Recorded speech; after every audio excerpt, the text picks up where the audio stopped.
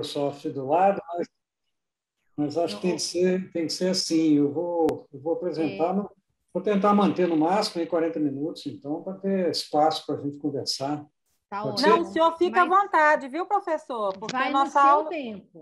nós temos até 9 e pouco, pode ficar à vontade. Não, acho que o tempo é complicado mesmo, quando você fica muito tempo sentado. Acho que... Quantas pessoas vocês estão esperando que participarão? Vocês têm ideia? Olha, a gente está com em torno assim, de uns 50 alunos, né? Talvez um pouquinho mais, porque ainda tem alunos chegando. E aí, cedo, professor Dirceu, né? Só explicando um pouquinho o contexto, você conhece já o IEAT, né? Claro, e aí nós somos a turma aqui dos residentes, né? Sim. Então, tá aí o Cláudio, eu e a Jeane, então, Ciências da Informação, Comunicação, e eu, que você já conhece, e está entrando ainda, ó, Sérgio Cirino já entrou, que é da Psicologia, Andréa Guerra, que é da Psicologia, e a Heloísa, da Enfermagem. Então, nós somos os 6 residentes com essas nossas tarefas, né, na nossa residência docente, que é fazer as pesquisas que a gente se propôs a fazer, e novas pesquisas já surgiram, por exemplo, eu e Jeane, a gente está com uma pesquisa conjunta, vai tendo esses entrelaçamentos. E oferecer essa disciplina, que é então uma disciplina que se propõe ser transdisciplinar, oferecida para todos os alunos de graduação e pós-graduação da UFMG. Então, a gente tem assim, né, um corpo docente e discente bem diverso, que é a nossa riqueza, e a gente resolveu dar um caráter pragmático a essa disciplina, né? Por isso que ela chama até da teoria à prática, né? Tópicos em estudos transdisciplinares, da teoria à prática, um ethos. Então, nós decidimos aí abordar essa questão tão grave das pessoas em trajetória de vida nas ruas, a partir de um recorte específico das crianças e adolescentes. Então, o impasse que chegou até a Andréa Guerra, do Centro Pop Miguelin, que estava aí às voltas com adolescentes, e aí na pandemia se viu as voltas com bebês, com crianças, e um aumento de 700%, Dirceu, da população de crianças e adolescentes em trajetória de vida nas ruas. Então, a gente elaborou 3 módulos para essa disciplina. Esse primeiro módulo mais teórico, que a gente está tratando da epistemologia, da ética, para introduzir o problema. E aqui a gente vai contar com as pessoas do Centro Pop Miguelin, de outros serviços do SUAS, do Polos da Cidadania, pessoas aí que trabalham diretamente com a população em trajetória de vida nas ruas. E depois desse módulo, que a gente vai fazer um exercício aqui da gente se deparar com um problema complexo, pensando que é essa função da transdisciplinaridade, lidar com a complexidade da vida, né? E depois a gente tem um terceiro módulo com conferências de pessoas que trabalham também dessa forma assim, transdisciplinar. Então, assim, a sua presença para a gente é muito importante hoje. E logo, né, quando eu e Jeane ficamos diretamente responsáveis por esse encontro, nós imediatamente pensamos em você. Então, uma honra ter você aqui hoje. Foi bom você ter feito essa introdução. Talvez eu vá me perder um pouco nesse processo, porque realmente estar com vocês no processo transdisciplinar, interdisciplinar, é o ponto mais importante nosso nessa situação que nós estamos vivendo, né?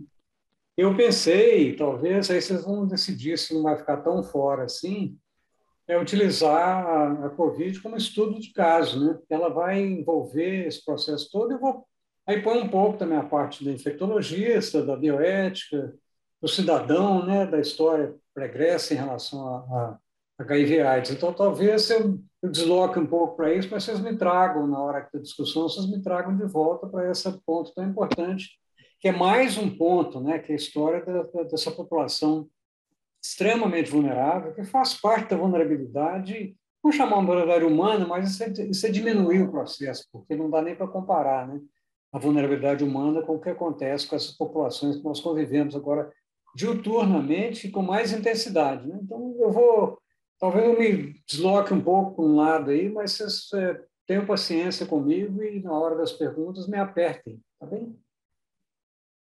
É justamente isso, né? Também a pandemia, como esse problema complexo, Sim. que exige aí a transdisciplinaridade, que é a sua forma mesmo de trabalhar. Assim como foi, né, essa grande questão aí do HIV/AIDS, que se enfrentou desde o primeiro momento aí no Brasil, né, Dirceu, e também sempre dessa forma transdisciplinar. Então, já fiz essa introdução, então vou só responder uma pergunta da Júlia aqui no chat. Ô, Júlia, essa primeira atividade avaliativa é algo assim que vocês podem escrever bem livremente, está lá as instruções, é um trabalho pequeno, bem livre, uma resenha do que te tocou mais nesse primeiro módulo, tá? Então, são 3 atividades avaliativas, mas a nossa intenção é mais, assim, trazer cada um de vocês para a discussão. Então, é algo bem... não é muito formal, não precisa ser muito formal, é um exercício mesmo, assim, de entrar na conversa, né? É via Moodle mesmo, o envio da atividade. Gente, então, vamos começar, né? Está faltando só dos residentes Andréia Guerra, ela já deve estar entrando. Então, a gente vai começar. Cris, só enquanto entra, você acha que vale a pena eu testar a minha tela aqui para ver se vai dar certo? Acho que é melhor, né? Acho. Aí, o Cláudio, você que está com o host, sim. Você põe aquela opção, né, de que todo mundo pode compartilhar a tela? Posso agora. Múltiplos participantes podem apresentar simultaneamente. Essa, não é? É. Aí, Dirceu, você pode testar. Okay. Já está aí? Já está na tela? Está na tela. Está carregando. Então, Comunidade, Dirceu Greco, SBP. Pronto, está aí. Pronto, entrou. Então, eu vou só diminuir aqui. Então, não, eu vou sair. Melhor eu sair e voltar, senão vai dar confusão. Tá. Pronto, foi fácil, então não tem problema. Ok. Gente, então vamos começar, né? São 7h09, está numa hora boa, acho que nem todos entraram, mas já vão entrando. Então, dar as boas-vindas ao professor Dirceu Greco, agradecer a presença dele aqui. O Dirceu tem uma agenda muito densa, né? Muitas reuniões, muitas viagens, muitas demandas. Então, assim, realmente, acho que essa marca dele, dessa generosidade, né, de partilhar essa experiência, o conhecimento, toda a vivência dele com a gente. E, então, uma honra mesmo. O Dirceu, ele é médico infectologista, ele é um professor emérito da Faculdade de Medicina da Universidade Federal de Minas Gerais. Eu tive a honra de assistir essa cerimônia, né, do professor emérito, que foi muito emocionante. É esse reconhecimento da universidade, esse convite, né, para ficar na universidade, continuando com uma contribuição vigorosa. E o Dirceu também ele é membro e co-coordenador da Comissão Internacional de Bioética, Unesco Paris. Então, com a palavra, e aí depois, gente, a gente abre para o nosso debate, como a gente tem feito. Então, Dirceu, mais uma vez, em nome de todos os professores residentes, né, docentes do EAT, muito obrigada. Obrigado, Cris, muito gentil, né? Nossa relação é tão boa que tudo que você fala eu tenho de dar um desconto, né? Porque é tão intensa e tão extensa o nosso processo juntos, apesar da diferença de idade, mas eu acho que estou muito feliz de estar aqui com vocês. A história de estar apertado, acho que nós todos estamos nessa situação de cada um de nós se perguntar, falar. Eu tenho até brincado, falando que live nem morta. Tem dia que você fica pensando assim, né, de tanta coisa que tem para fazer. Mas eu estou aqui com muito gosto, acho que é importantíssimo, né, a história da resistência. Vou só recordar para vocês aqui que eu tinha mandado uma lista de possíveis referências que todo mundo recebeu, né? Apesar de as referências não estarem exatamente no que eu vou falar, mas acho que tudo que eu mandei é muito interessante dessa discussão intensa que a gente tem de fazer em relação ao que está acontecendo, que apenas, na minha opinião, a Covid acaba servindo de pano de fundo, escancarando as desgraças e as disparidades que esse Brasil convive há tanto tempo e cada dia pior. Então, essas referências estão todas fáceis de encontrar. Algumas eu participei diretamente, outras são referências internacionais. Como eu tinha falado inicialmente, tinha menos pessoas participando. Eu vou aproveitar a Covid agora quase como um estudo de caso, né, que vai servir para essa discussão nossa aí. Eu espero que tenha muita pergunta, que vocês me apertem bastante, que nós nos apertemos no sentido bom, né, de juntos podemos lutar para uma melhora. Né? Não sei se vocês estão vendo aí na minha identificação na tela, está escrito Comunidade de Dirceu Greco SBD. Porque eu não consegui trocar. Isso aí foi no dia de um assunto importante, semana passada, a Sociedade Brasileira de Bioética, que eu presidi até dia 15 de outubro, foi reeleita para o Conselho Nacional de Saúde. É uma coisa importantíssima, né? A gente estarmos num lugar desse, eu vou comentar um pouco sobre isso de passagem também. Então, por isso que está ainda como a comunidade científica e meu nome aí, eu não troquei ainda. Então, eu vou compartilhar com vocês. A hora entrou muito fácil. Vamos ver se agora vai entrar tão fácil como... Não, dessa vez não está tão fácil. Vou ter de encontrá-la outra vez aqui. Peraí, onde é que está? Vou sair um pouco e volto de novo.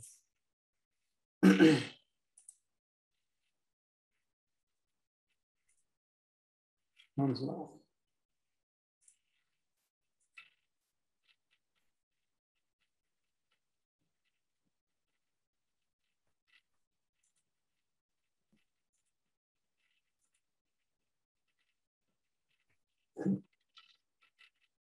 Parece bem que eu falei que eu não queria utilizar as coisas do Microsoft, né? Porque agora ele sumiu aqui da tela. Vou tentar mais uma coisa aqui. Espera aí, o que foi que aconteceu?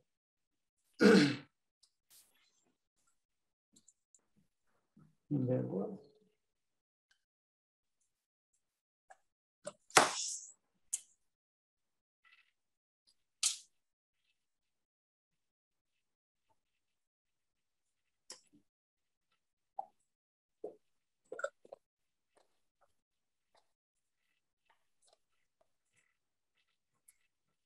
Bom, então acho que agora deve estar entrando. Entrou?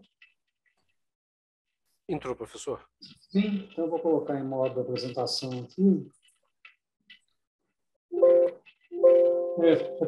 Talvez deforme um pouco, não sei por que tem acontecido, mas vocês estão vendo a tela inteira, né? Eu coloquei o nome que eu dei, vou marcar mais ou menos o tempo aqui, são 7h15, né? Usando a Covid como estudo de caso, da ética, política de direitos humanos, estado atual e perspectivas, né? Vai ser esse nome. Primeiro, não tem conflito de interesse a declarar, absolutamente nenhum relacionado ao que eu vou apresentar, é baseado em opinião minha, opinião geral da literatura, evidentemente, com algumas críticas que podem acontecer. A pandemia, como pano de fundo, é importantíssimo, porque isso aqui é quase chovendo molhado de maneira ruim, estamos em luto na luta, uma situação tão complexa que agora, nessas últimas 2 semanas, a média móvel de morte caiu, né? Está em torno de 200. E tem pessoas muito felizes com isso.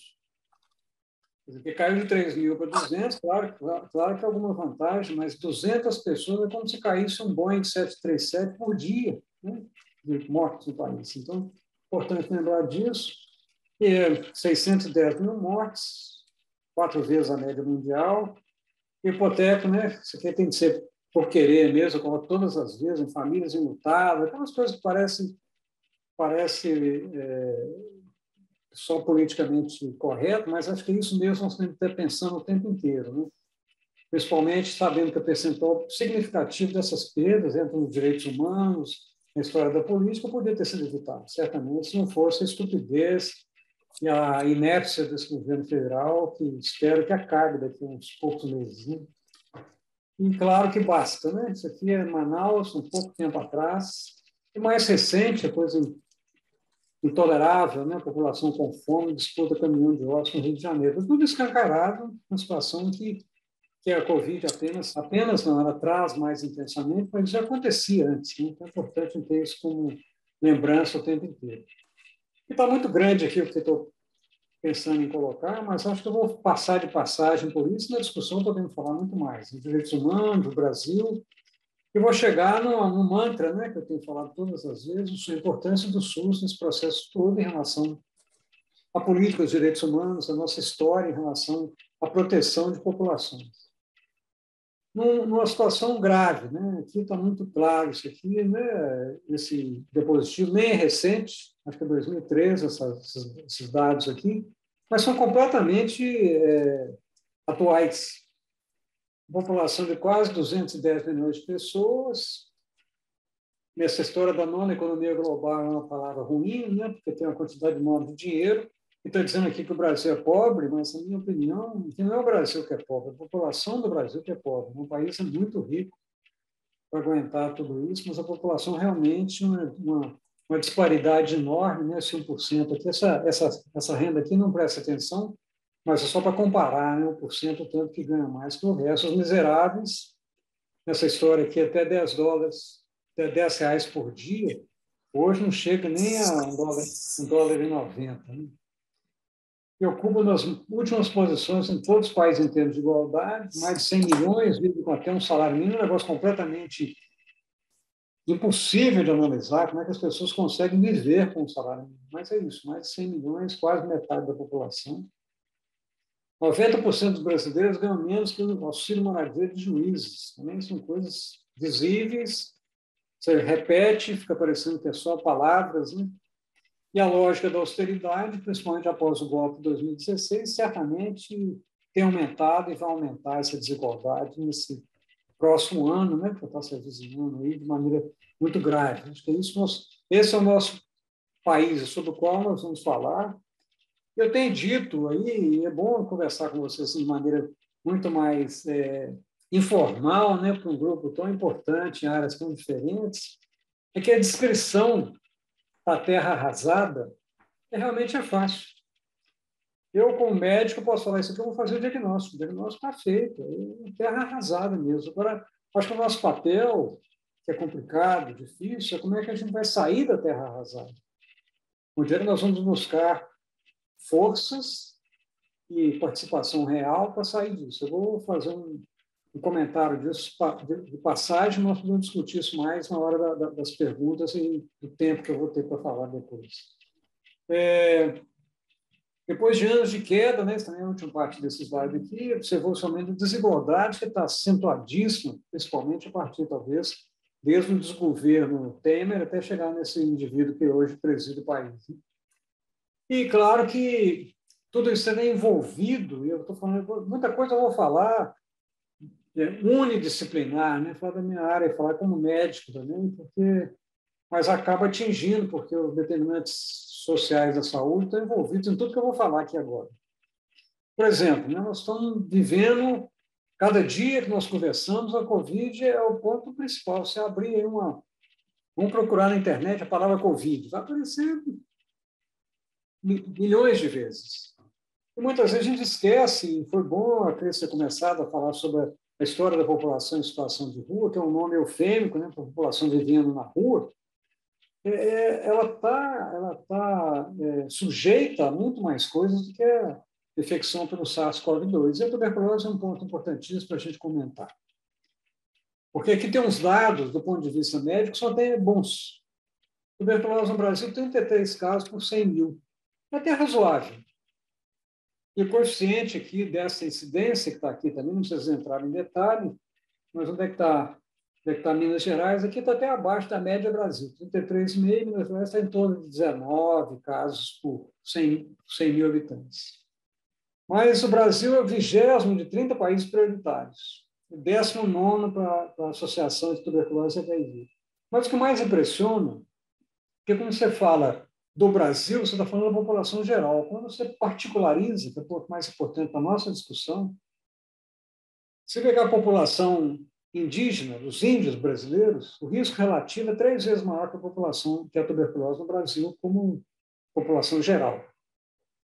3 vezes. A população vivendo com HIV/AIDS é 28 vezes. A população encarcerada, também tem eufemismo dizer que é privada de liberdade, encarcerada, 28 vezes maior o risco de tuberculose. E a população vivendo na rua, 56 vezes. Quer dizer, essa visão do geral aqui, né, Parece com a renda média brasileira. A renda média brasileira é até razoável, se olhar quanto é que é o per capita, mas vai ver como é que a população, se 100 milhões vive com salário mínimo, não adianta você ter 12 mil dólares de renda média brasileira. Então, isso aqui é importantíssimo de lembrar, né? Que isso faz parte de um pano de fundo que não desapareceu com a Covid. Isso eu tenho dito, uma palavra óbvia, né? Que cada pandemia que vem não vem para substituir, ela vem para acrescentar, né? Traz mais problemas e a tuberculose continua graçando, com o risco de aumentar, né? Pela dificuldade que as pessoas têm tido de chegar a cuidados médicos. O Brasil talvez um pouco menos, mas também, infelizmente, que tem um SUS, mas o mundo inteiro dizendo que vai aumentar muito o número de casos de mortalidade de tuberculose nos próximos 2 anos pelo impacto da Covid. E fora as outras coisas que nós temos, né? Zika, chikungunya e dengue, o Brasil está bem junto do grupo com chamados países ao sul do Equador. E aqui, só para lembrar dessas transmissões da Covid, principalmente, né? Isso aqui essa fotografia aqui é interessante, porque ela foi tirada quando o H1N1 começou a aparecer, dizendo como é que nós vamos impedir a transmissão. E aqui foi uma fotografia de um dia, 1 hora de voo saindo, principalmente. O México era o ponto focal aqui. Quer dizer, para todo lugar, as pessoas estavam indo facilmente a doença de transmissão aérea. Foi o que aconteceu com a Covid, facilitado por essa situação. Impossível terminar. E a outra pandemia, é importante relembrar, né? Tem muito caso para contar da história, como é que ela chegou aqui no Brasil, mas eu não vou me deter nisso. Depois, se tiver um pouco de perguntas, eu posso falar um pouco como é que foi nos anos 80, né? 82, 83, quando o HIV chega ao país. E aqui é um quadro interessante, né? Que, se olharmos aqui até 2010, pelo menos um caso de AIDS, praticamente todos os municípios brasileiros tinham um caso. Pelo menos 500 já diminuía para 161 municípios. A Covid no Brasil ela é muito semelhante, principalmente, a essa situação que está aqui à esquerda, em cima no vermelho. Quer dizer, esse é um quadro que deve ser de agosto, julho, talvez. A concentração maior de casos. Como eu comentei, né, acho que não cheguei a comentar com tanto detalhe, mas a chegada de uma patologia dessa, eu mostrei o tráfego aéreo, eles chegam de fora. Não é uma coisa autóctone, ela veio de fora, ela chega principalmente nos portos de entrada em relação ao Covid, parecendo com HIV-AIDS, também começou assim, atingindo o Nordeste aqui, claro, que tem um trânsito enorme com a Europa, né, principalmente turismo que vem para Fortaleza, para Recife, etc. Atinge o Sudeste, evidentemente, São Paulo e Rio, e depois ela espalha, como esperado, ela espalha centripetamente, ao contrário do centrífugo, né? Ela passa da periferia para o centro e espalha completamente como está aqui. E algumas diferenças importantes, né? A AIDS levou 15 anos entre o primeiro caso e até 1 milhão de mortes, a Covid, 10 meses depois, tinha 1 milhão de mortes, apesar de ser uma patologia menos letal, mas muito mais infecciosa, né? Muito mais espalhada. Então, isso é importante ter isso na cabeça também, pelas preocupações óbvias no controle e nos cuidados, né? E além disso, né, colocando ainda no pano de fundo, é pensar nessas que se chamam hoje as doenças tropicais negligenciadas. E, na minha opinião, e não é só na minha opinião, na verdade não são exatamente doenças tropicais negligenciadas, são doenças tropicais que atingem principalmente populações negligenciadas. Porque se olhar aqui nesse grupo que está presente aqui, eu posso falar com quase absoluta certeza que a maior parte de nós não tem risco dessas, muitas das doenças que estão aqui em negrito, que são as que tem no Brasil. Chagas, dengue, sim. As trepanomatoses endêmicas, leishmaniose, a lepra, a esquistossomose, a helmintias. Então, na verdade, ela atinge a população negligenciada que convive com a gente, estão vivendo conosco, é o país que a gente vive. Aqui não está incluído nessa lista nem AIDS, nem tuberculose em si, porque a definição de doenças tropicais negligenciadas no senso lato da OMS, aquelas que não têm um programa muito bem definido de controle. Essas 3 aqui, pelo menos programas bem feitos, existem, e tem uma tentativa da OMS também, que é o local, a Relação Mundial de Saúde, nós todos participamos dela, né? Todos os países do mundo participam da organização. Ela tem planos, um plano delas até 2030, que aqui é um roadmap, né? Um plano de estrada para as doenças negligenciadas, muito bem estruturado, muito difícil de ser cumprido, mas importante, nós temos que estar com isso muito atentos. Né? E cai na Covid-19, aí entram os riscos gerais, né, que nós estamos vivendo. E eu também gosto de lembrar sempre dessa frase de Albert Camus, Na Peste, né, 1947. Eu li pela terceira vez, agora durante a pandemia, já tinha lido, tinha lido muito tempo, depois quando a AIDS apareceu ali, agora li outra vez, é muito interessante. Interessante ter as coincidências, né, porque a cidade fictícia de Oran, na Algéria, parece muito som com Wuhan, na China, onde apareceu o epicentro da Covid. Né? E essa frase dele eu tenho usado muito, eu já publiquei pelo menos 2 artigos, eu começo falando com isso.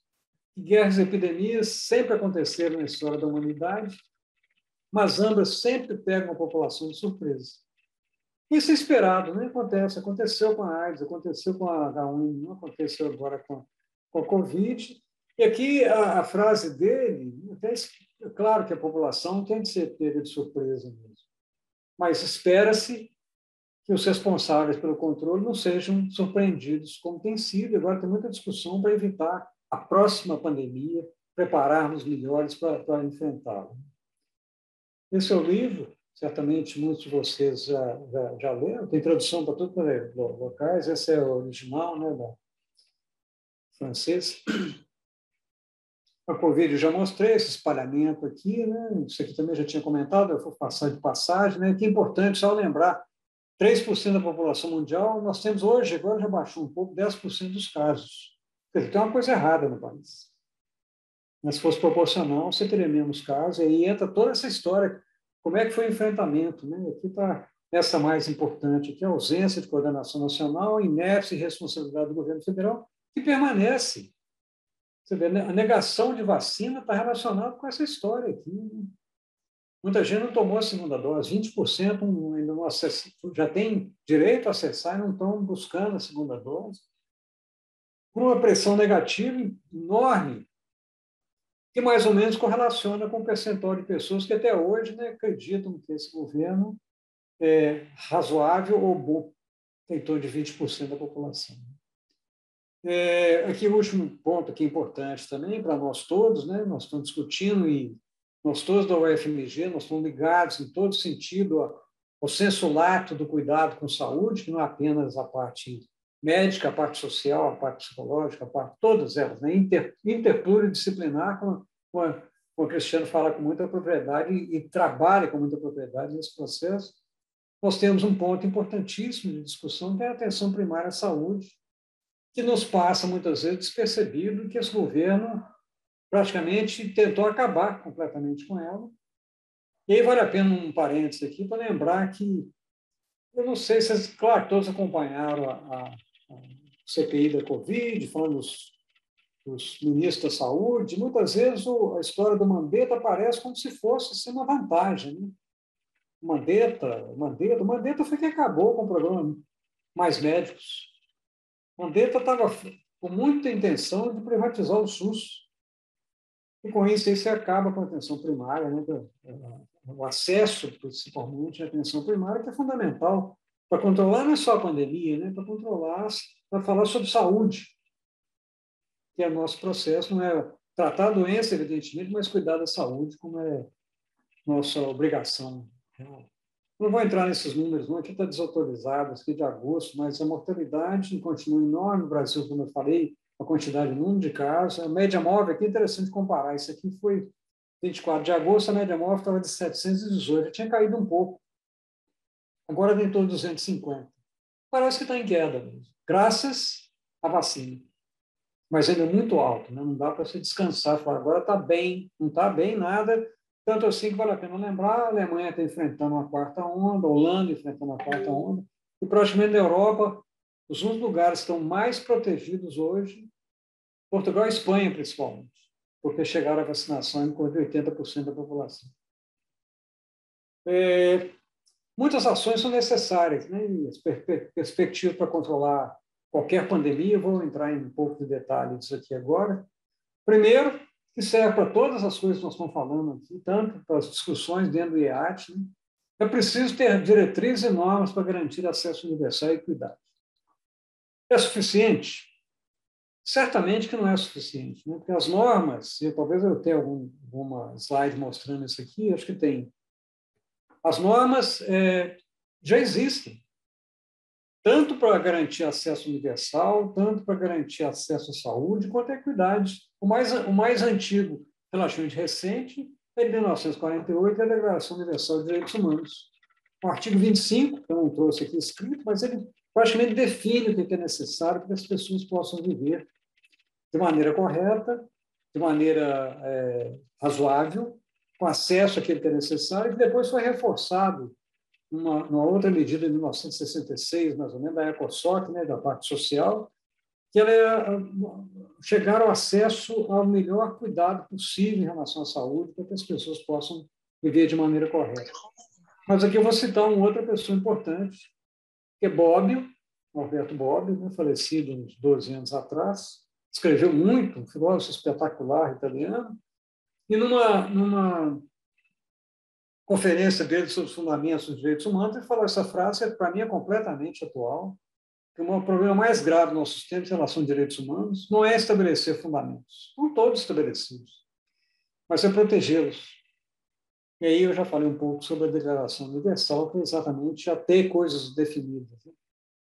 No Brasil, respeitar a Constituição Federal, que é outra coisa que parece tão óbvia, né? Que podia ser, olha, custamos a ter uma Constituição que foi discutida de maneira mais intensa, teoricamente depois da ditadura, que a ditadura, na verdade, não acabou, né? Ela foi transferida, um negócio louco, né? Só um país como o nosso que teve uma situação como essa em 85. Uma ditadura que houve de verdade, né? Muita gente aqui muito jovem, claro, não passou nada disso, mas vale a pena ver a história, o que foi feito nesse país durante aqueles anos de chumbo mesmo. E aí, 3 anos depois, que essa final da ditadura, entre aspas, da ditadura, a Constituição, chamada cidadã, né, uma discussão interessante, e tem um ponto dela que provavelmente todo mundo se lembra dessa primeira parte aqui do artigo 196. A saúde é direito de todos e dever do Estado. Mas ela não para aí, ela continua. É garantido mediante políticas sociais e econômicas que visam a redução do risco de doenças e de outros agravos, o acesso universal e igualitário às ações e serviços para a sua promoção, proteção e recuperação. Quer dizer, aqui está sintetizado uma parte, inclusive, que o Bob fala muito bem, né? Os fundamentos estão aí.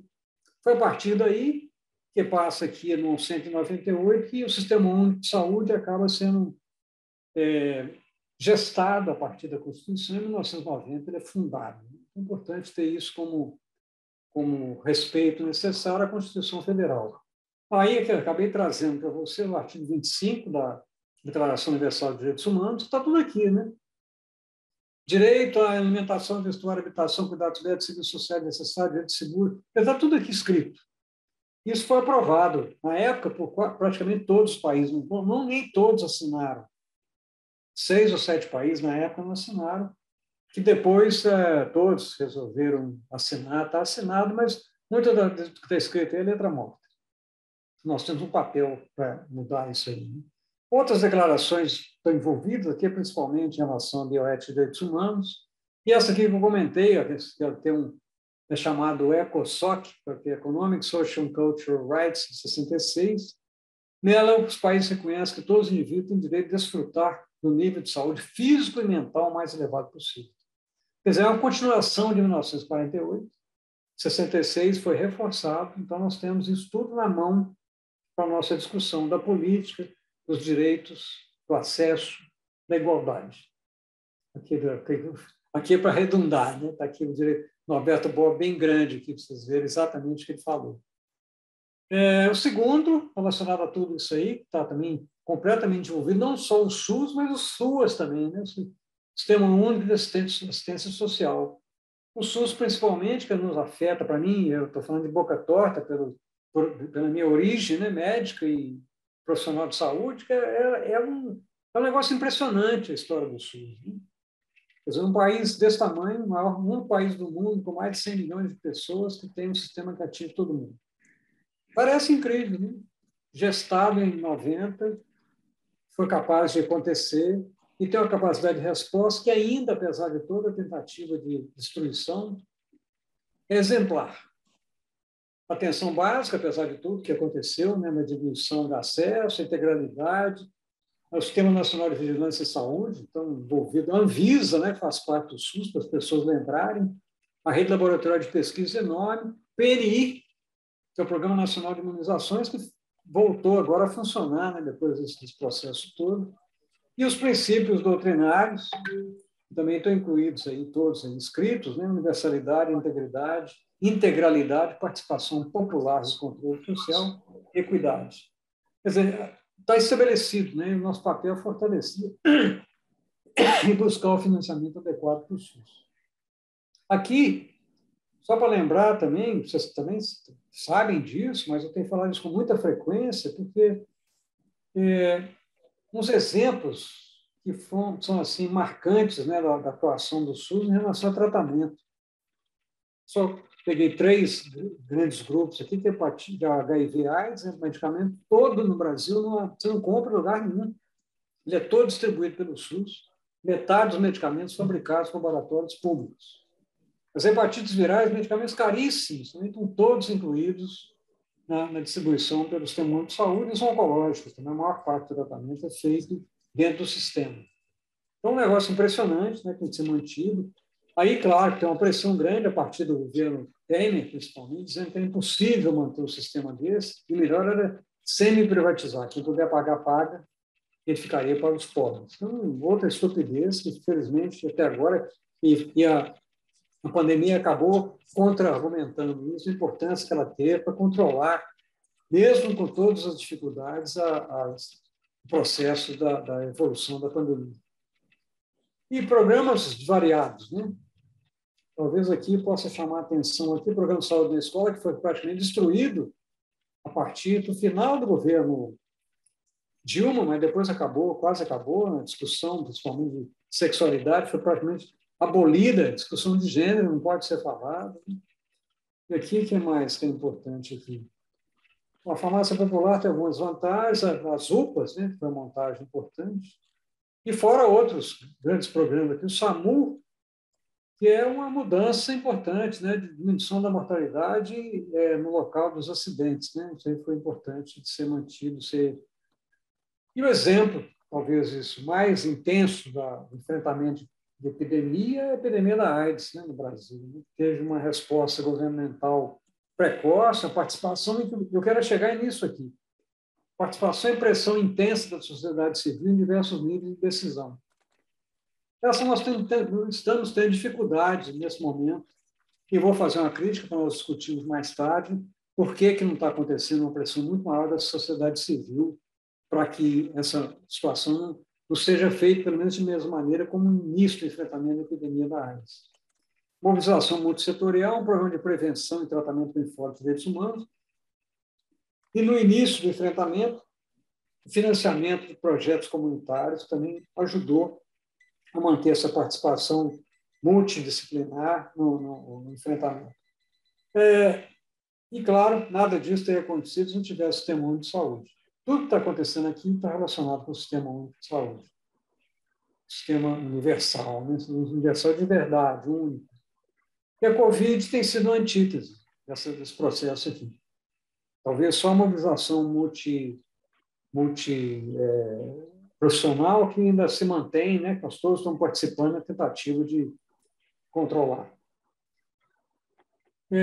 Terceira, está no mesmo nível aí da história né, que nós vamos controlar, contornar e ajudar nesse enfrentamento é garantir vacina para todos e todas. Essa discussão é interessantíssima do ponto de vista médico, social, político, sanitário, né? Numa rapidez enorme, vacinas foram desenvolvidas, pelo menos 4 estão disponíveis no Brasil, por preço caríssimo, porque ainda não se decidiu pela quebra da patente, né? Mas pelo menos está disponível. Aqui tem uma lista desses que estão aqui. A Oxford está sendo fabricada aqui no Brasil, a Pfizer BioNTech ainda é importada, a Coronavac fabricada aqui. Está faltando uma aqui que é da Janssen, que não estava nessa lista no tempo, mas todos eles patenteados. É importante ter isso aqui. Com muitas vacinas aprovadas, 8 aprovadas no momento no mundo. E no Brasil, aqui isso também está desatualizado, mas hoje mais ou menos 3,5 bilhões de pessoas já receberam pelo menos uma dose. Mas dispara. Tem países que não receberam nem 5% que deveriam receber. Aqui está escrito, março de 2021, mudou pouco dessa época para cá. 75% de todas as vacinas foram aplicadas em apenas 10 países. Nessa época, 130 países não tinham acessado qualquer vacina. Hoje, isso aqui chegou mais ou menos a acessar em torno de 10%. Completamente desigual. E as condições necessárias para que isso aconteça, que faz parte dessa nossa discussão política, direitos humanos, bioética, científica, é manter a condição necessária para imunizar a população, que é uma discussão complexa para todos. Porque é preciso informação clara, com linguagem acessível, né, para a pessoa saber que está eficaz e seguro, para contrabalançar a infodêmia, né, essa quantidade de informação truncada, errada, negacionista. A disponibilidade, evidentemente, aumentar o financiamento, que não está acontecendo, a ciência e tecnologia perdeu 600 milhões no orçamento.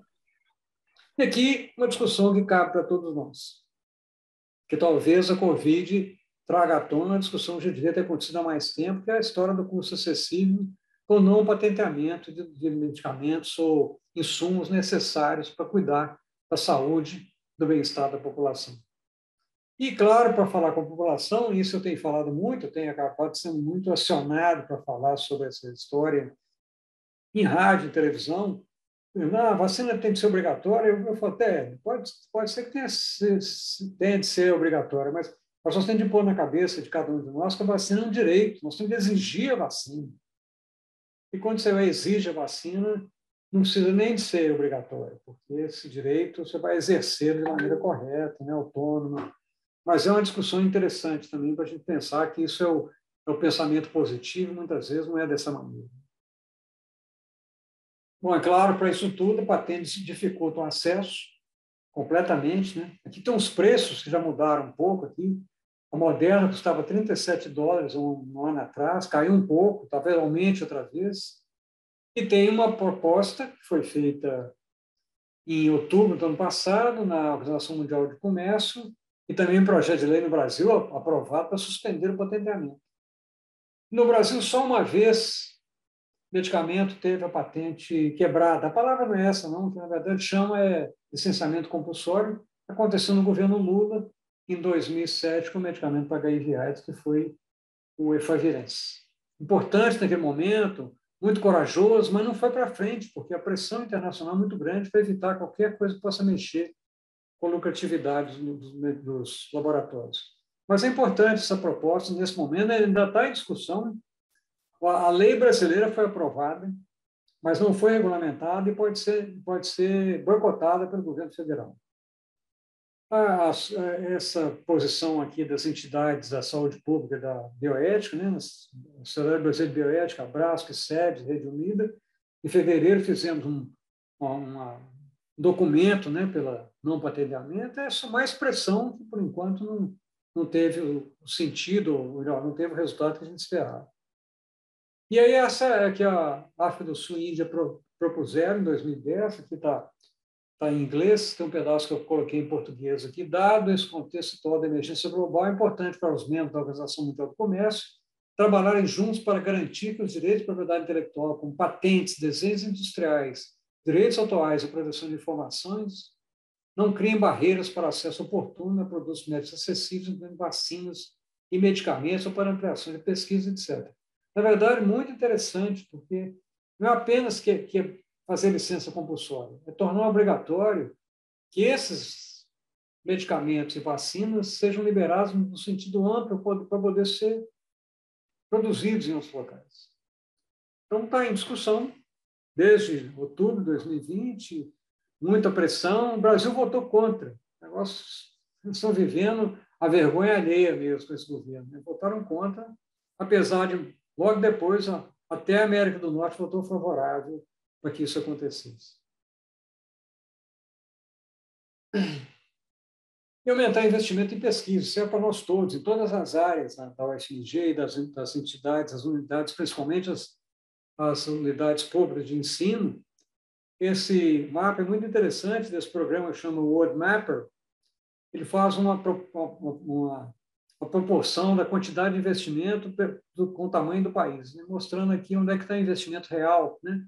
Pesquisa e desenvolvimento na América do Norte, na Europa Ocidental, um tanto na Ásia, e o Brasil meio murcho, né? Diferente, muito, menos murcho do que a África, por exemplo, mas muito aquém do que a gente deveria ter para ter esse desenvolvimento, né? Sem ele, não há maneira, nós vamos continuar caudatários, né, do processo internacional. E controlar as outras infecções prevalentes, já comentei todas elas, né? Isso é importantíssimo, a gente pensar que não acabaram. E agora aqui, eu até mandei isso para vocês, naquela referências que eu distribuí, que é em relação a combater a infodemia, né? Que tem como definição esse fluxo excessivo de informações sobre determinado assunto, sobretudo se veiculadas por fontes não fidedignas. A quantidade enorme, né, de coisas erradas, de maneira proposital, que tem aparecido em relação a praticamente tudo relacionado ao controle não só da pandemia da Covid, mas inclusive em relação à política do Estado. Reforçar informações baseadas em evidências, por exemplo, né? Isso está sobejamente demonstrado, medicamentos ineficazes. Não existem medicamentos eficazes para prevenir ou tratar a infecção. Até muito recentemente, essa semana, 2 medicamentos foram liberados internacionalmente que talvez possam ter efeito. Está em fase ainda muito incipiente, né, de distribuição. Mas nada para cloroquina, azitromicina, ivermectina, etc., que foi o diabo, né, foi um desastre do ponto de vista tanto político como direitos humanos. Muita gente começou a tomar esses medicamentos achando que estavam protegidos, aumentando a infecção. E aqui está muito relacionado com tudo que nós todos aqui fazemos. Enfrentar preconceito e discriminação, que vai de gênero, orientação sexual, raça, socioeconômica, e diversos outros, né? A pandemia, como eu disse no começo, ela escancarou esse processo. Não é novidade, não, é escancarou. Você está vendo muito mais gente na rua, muito mais gente sofrendo mais, muito mais gente desempregada, tudo acentuado pela pandemia, mas não tem nenhuma vantagem. Assim, eu quero voltar ao normal. Se o normal era o pré-pandemia, não era normal. Então, nós temos que pensar nisso com muita intensidade quando discutimos, né, esse processo. E enfrentar o neoliberalismo é outro ponto dificílimo, né, que nós vamos ter de cada vez mais nos envolver nisso. E tem um exemplo muito interessante, em 2014, né, quando o ebola, o último surto de ebola, que o pessoal pensou que talvez fosse uma pandemia que ia ocorrer a partir de 2014. E esse artigo é muito interessante, está aí a referência, né, esses slides vão estar disponíveis para você, evidentemente. Esse Kenty Kelenis e outros colaboradores, eles fizeram um artigo sobre o Fundo Monetário Internacional e o surto de ebola, publicado no Lancet, de uma revista para nós, da área médica, extremamente importante, de referência. Eles mostraram que quando o ebola chegou, principalmente em alguns dos países lá, aqui em Serra Leoa, por exemplo, foi extremamente afetado, o FMI já estava lá há um tempo na busca de controlar a parte financeira do país, e a proposta deles, como sempre, é teto nas contas públicas. Em Serra Leoa, forçaram a redução de empregos, e entre 95 e 96, 28% de redução dos empregados do governo, mantido por uma década. Até a redução de trabalhadores comunitários já era muito baixa, 0,11 para cada 1.000 em 2004. Antes da pandemia chegar lá, tinha chegado a 0,02. Não tinha nem pessoal. Quer dizer, a pandemia chega num lugar que, com todo o risco, né, de acontecer alguma coisa, e expandiu, matou muita gente, e só acabou não piorando, porque começou a aparecer o risco, e tem um cartoon aqui muito interessante. Quando a ebola chegou na África, aqui está, meu povo está morrendo, socorro e tal, e o resto do mundo pouco somando. Na hora que fala assim, a epidemia vai atingir o Ocidente, aí começou a aparecer gente lá, apareceu vacina, etc. Então, de novo, né, o processo da disparidade. Enfrentar a responsabilidade inépcia do governo federal, com resistência, mais participação da sociedade para lidar com os 3 pontos principais aqui, né? Tratar que for tratável, prevenir aqui pelo HIV, mas é semelhante, imunizar quem foi imunizado.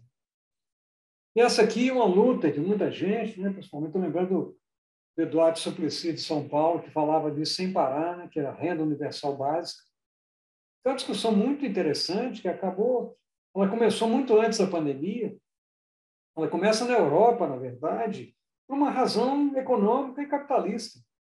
Porque o medo que o capital tem é que esses destituídos do mundo comecem a invadir.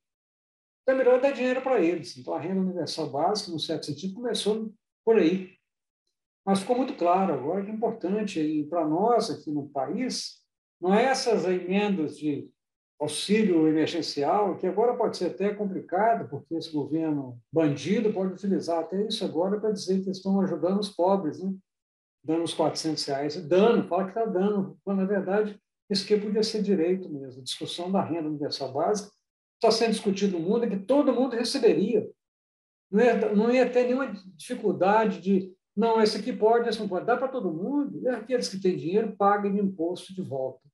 Com isso, acaba com a burocracia e traz uma base para todo mundo. O governo americano está tentando isso agora, né, com esse plano desse Biden, que é um Trump mais ou menos educado, parece muito com ele também, que é distribuir cheques, né, para a população para sair da situação tão grave que participaram.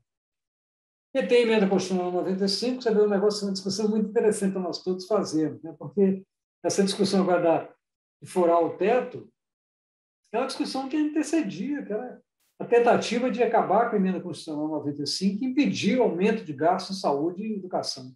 Mas agora estão fazendo de uma maneira, evidentemente, eleitoreira, de maneira errada, que pode trazer mais dificuldade para o pobre do que nunca. Aqui só um exemplo ruim, né, para a gente lembrar.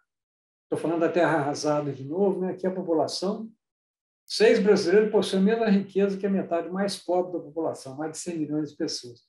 Os 6 nós sabemos até os nomes deles. A coisa óbvia está aí, evidente, né? O que fazer com isso? E aí que eu vou dizer falar um pouco sobre a história da emancipação da população. E desafios são muitos, né, para nós todos, né, para a saúde pública, para a política, para os direitos humanos, para a igualdade, que é, primeiro, uma que nós estamos fazendo aqui agora, informação e educação. Quer dizer, combatendo a infodemia. É claro que isso tem um custo baixo, né? E pode ser pouco controverso, dependendo da plateia, dos participantes com o qual nós estamos conversando, mas ela pode ser até controversa, mas ela tem que ser falada para todo lado. E o segundo, que é mais complicado, que é vontade política em contexto de recursos escassos.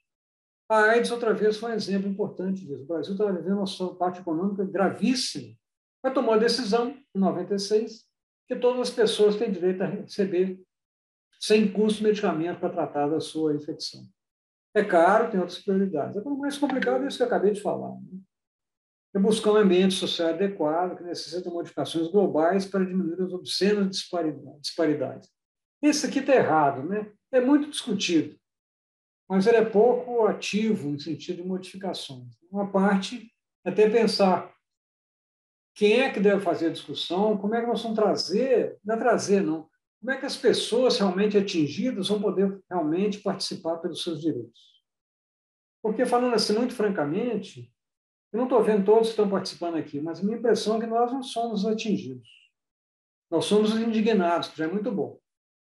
Mas não somos atingidos, por isso que eu estou dizendo aqui. Nós temos que buscar trabalhar juntos com aqueles, ou então eles trabalharem juntos conosco, como dizia Paulo Freire, né, para trazer uma discussão que seja para que eles se emancipem e comecem a exigir de maneira correta o direito que é de todos. Acho que é isso.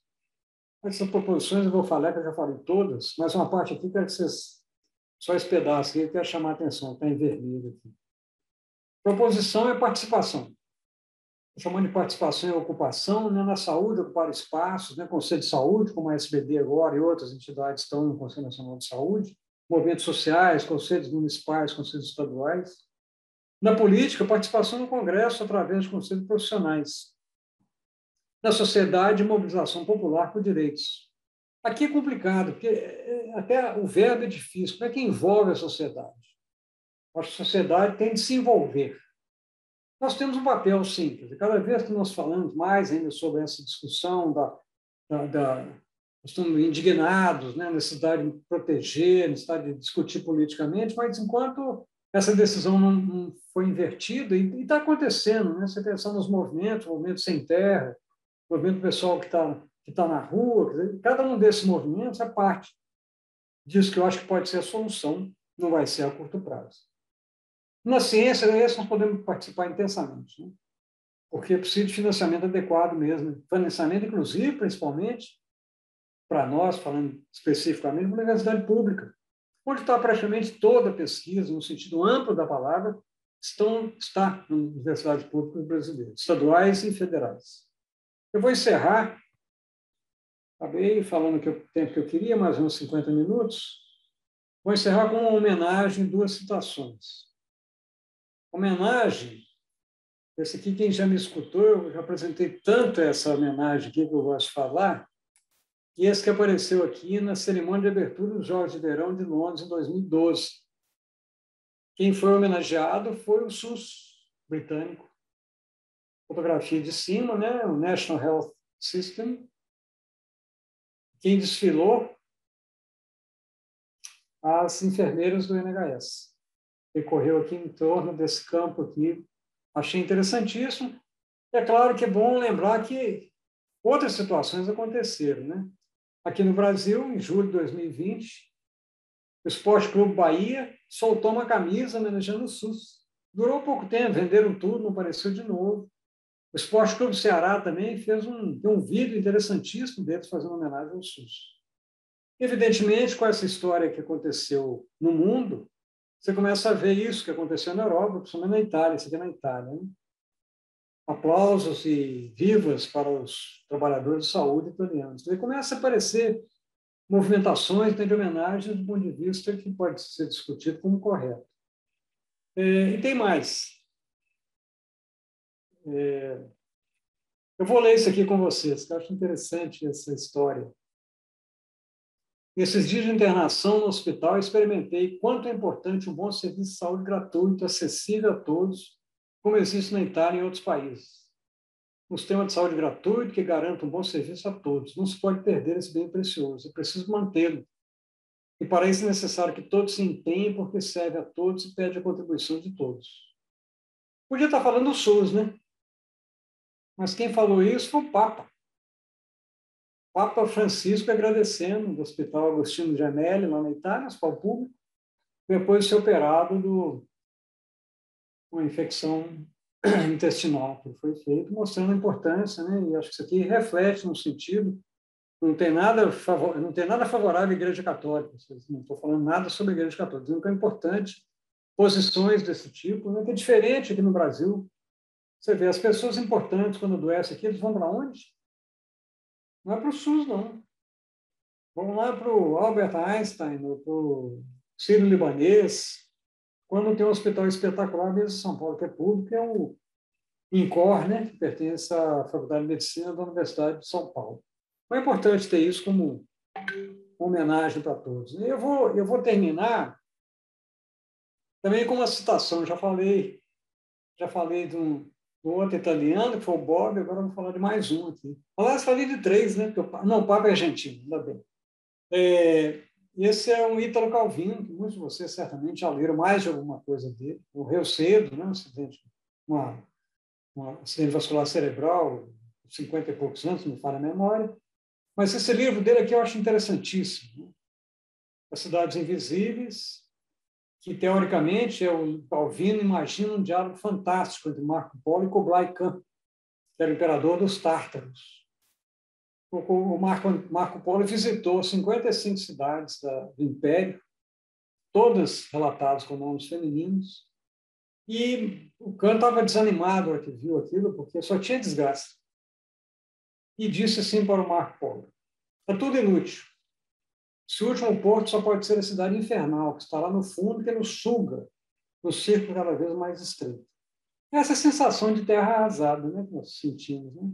Mas a resposta do Marco Polo eu acho assim tão interessante mesmo, quando foi o Marco Polo que o Calvino põe na boca do Marco Polo, ele escreveu o seguinte: o inferno dos vivos não é algo que será. Se existe, aquele já está aqui. O inferno no qual vivemos todos os dias que formamos e estamos juntos. Duas maneiras para não sofrer. A primeira é fácil para a maioria das pessoas. Aceitar o inferno, tornar-se parte desse até o ponto de deixar de perceber. Esse é o mais comum, né, gente? Sai na rua, vê pobre na rua pedindo esmola, vai ser normal, não tem jeito. Pobre sempre teve pobre, sempre teve gente sofredora. Mas ele fala que a segunda, que é a mais importante, eu também concordo plenamente, que é arriscada, exige atenção e aprendizagem contínuos. Tentar saber quem e o que no meio do inferno ou inferno e preservar e abrir espaço.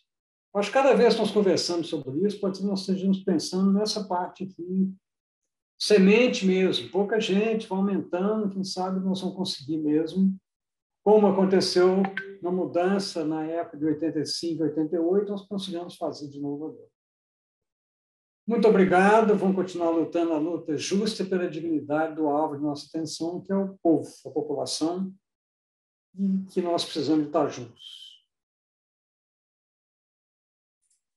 Muito obrigado, gente. Obrigado, Cris, Jeane. Cadê o Cláudio? Então, Nós que agradecemos, professor. Cláudio Sérgio também, que está aqui, Andréia Guerra e Heloísa. Então, você nem me contar todo mundo que eu tenho que falar. Cadê os... Estão todos os professores aí e os alunos, né? Os residentes, os 30 e tantos alunos aqui, muito obrigado por estarem aí. Se alguém quiser mostrar o rosto para mim, eu vou ficar feliz de ver todo mundo aí, quem puder aparecer. Estou vendo aí o SC Paiva, que eu não sei, está cortado, estou vendo só os óculos dele. Zé Ricardo, Júlia, Marta, Adriele, Alice, Andréia, Sérgio, Heloísa, Isabela, Alice. O André vestido com a camisa, eu sei de quem que é essa camisa aí, está bem vestido hoje com essa camisa, e a Maria Fernanda Tolentino. A Gisman também. Mas está aí, agora que vocês... Estou por conta de vocês, viu? Vocês 6 residentes e esse grupo coeso aí de pessoas que estão juntas conosco. Dirceu, eu queria te agradecer demais por essa aula viva, né?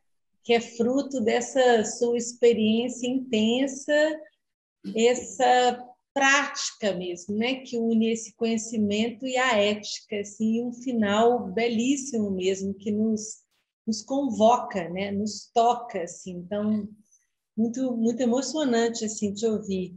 E aí eu só anotei aqui esses 3 pontos que você mesmo chamou atenção para a gente discutir agora no debate, né? Essa pergunta que você faz: por que agora, na pandemia pelo Covid-19, a mobilização da sociedade civil ela está tão frágil, né? Pelo menos no Brasil, mas em outros países também.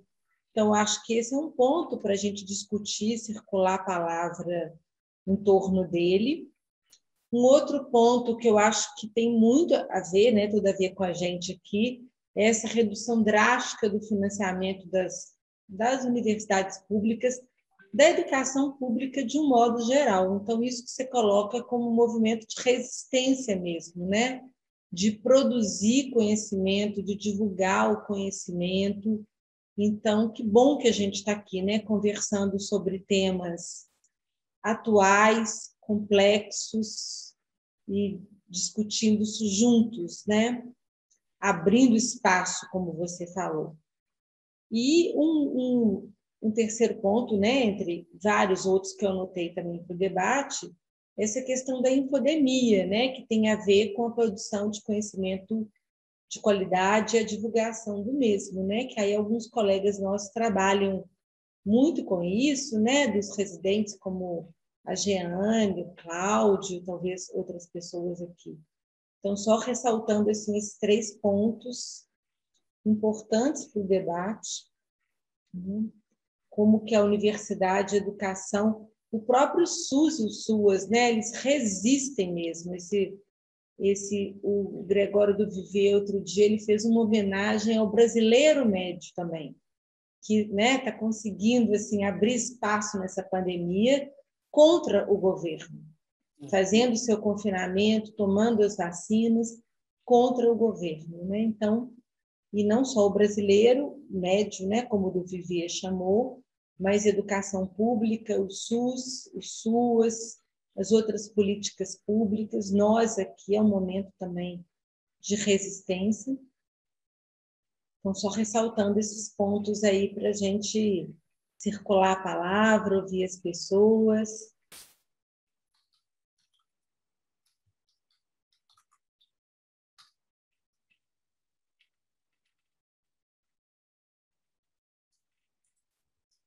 Eu faço minhas as palavras da Cris, já tem 2 pessoas inscritas, então eu só vou reafirmar tudo que a Cris disse, né, e agradecer mais uma vez, agora oficialmente, naquela hora eu só tinha feito um breve comentário, mas vou passar a palavra para a Jeane e para a Romilda, se eu não me engano, que são as 2 inscrições. Eu não vi quem levantou a mão primeiro. Vocês se lembram? Pode ser a Romilda primeiro. Vamos lá, Romilda. Então a palavra é sua. Obrigado, Jeane, por ter cedido a vez, caso você tenha sido a primeira a levantar a mão. Obrigada, Tiane. Então, obrigada, Cláudia. Professor Dirceu, o senhor fala o néctar, né? Assim, nós estamos tão carentes, como você mesmo disse, nós somos a população indignada, né? E te ouvir é um conforto, saber que nós estamos, né, ainda resistindo nesse processo. A minha pergunta, na realidade, eu não sei se é uma pergunta ou uma angústia, porque quando a gente pensa o que acontece, né, o que está acontecendo no Brasil na pandemia, nós devemos lembrar que o SUS é extremamente novo, né? O SUS ele vem da Constituição de 88 para cá, então eu fico brincando que ele ainda é um bebê e já fez tanto. Mas quando a gente pensa esse descrédito do SUS, né, que é de uma forma geral, né, pela população, pelas pessoas, me vem aqui a questão se isso também não faz parte de um ataque, né, de desacreditar o sistema público também em prol de uma privatização e perpassa também pelo desacreditar do servidor público, porque o SUS ele é gerido, gestado por servidores públicos, como as universidades também estão sofrendo ataques, enfim. Mas se isso também não está ligado pelo descrédito do servidor, que é aquele que não faz, que não dá conta da incompetência. E vejo a mídia aí no papel fundamental, porque ela joga também, né, na grande mídia casos realmente complicados, de falta de ética e tudo, e omite os grandes casos de sucesso, enfim. Eu penso, né, e pergunto, já que você transita melhor nessa esfera do SUS, isso realmente não é um desmonte baseado aí e atravessado pelo descrédito do servidor público proposital, né, um movimento meio proposital para isso. Acho que podia a Jeane perguntar também, se faz o 2 e 2, pode ser?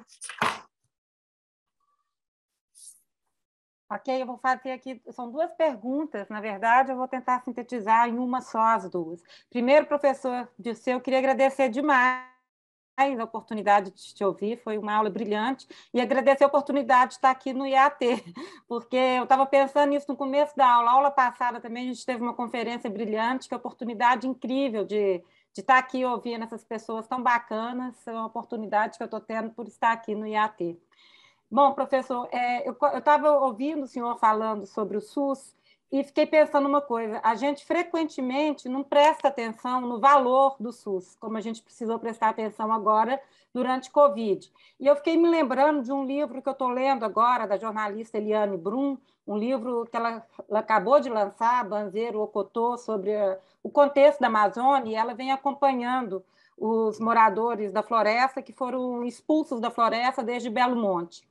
E aí ela questiona uma coisa que eu achei interessantíssima, ela questiona o conceito de pobreza a partir de uma entrevista que ela fez. Ela perguntou para um desses expulsos o que era ser pobre, que eles falavam sempre essa palavra. E ele respondeu assim, com outra resposta, ele falou assim: eu era rico, porque ser rico é quem não precisa de dinheiro. Agora sou pobre porque tudo, quando eu vim para a rua, para ele a cidade é a rua, quando eu vim para a rua, tudo que eu preciso eu tenho que comprar e eu não tenho dinheiro.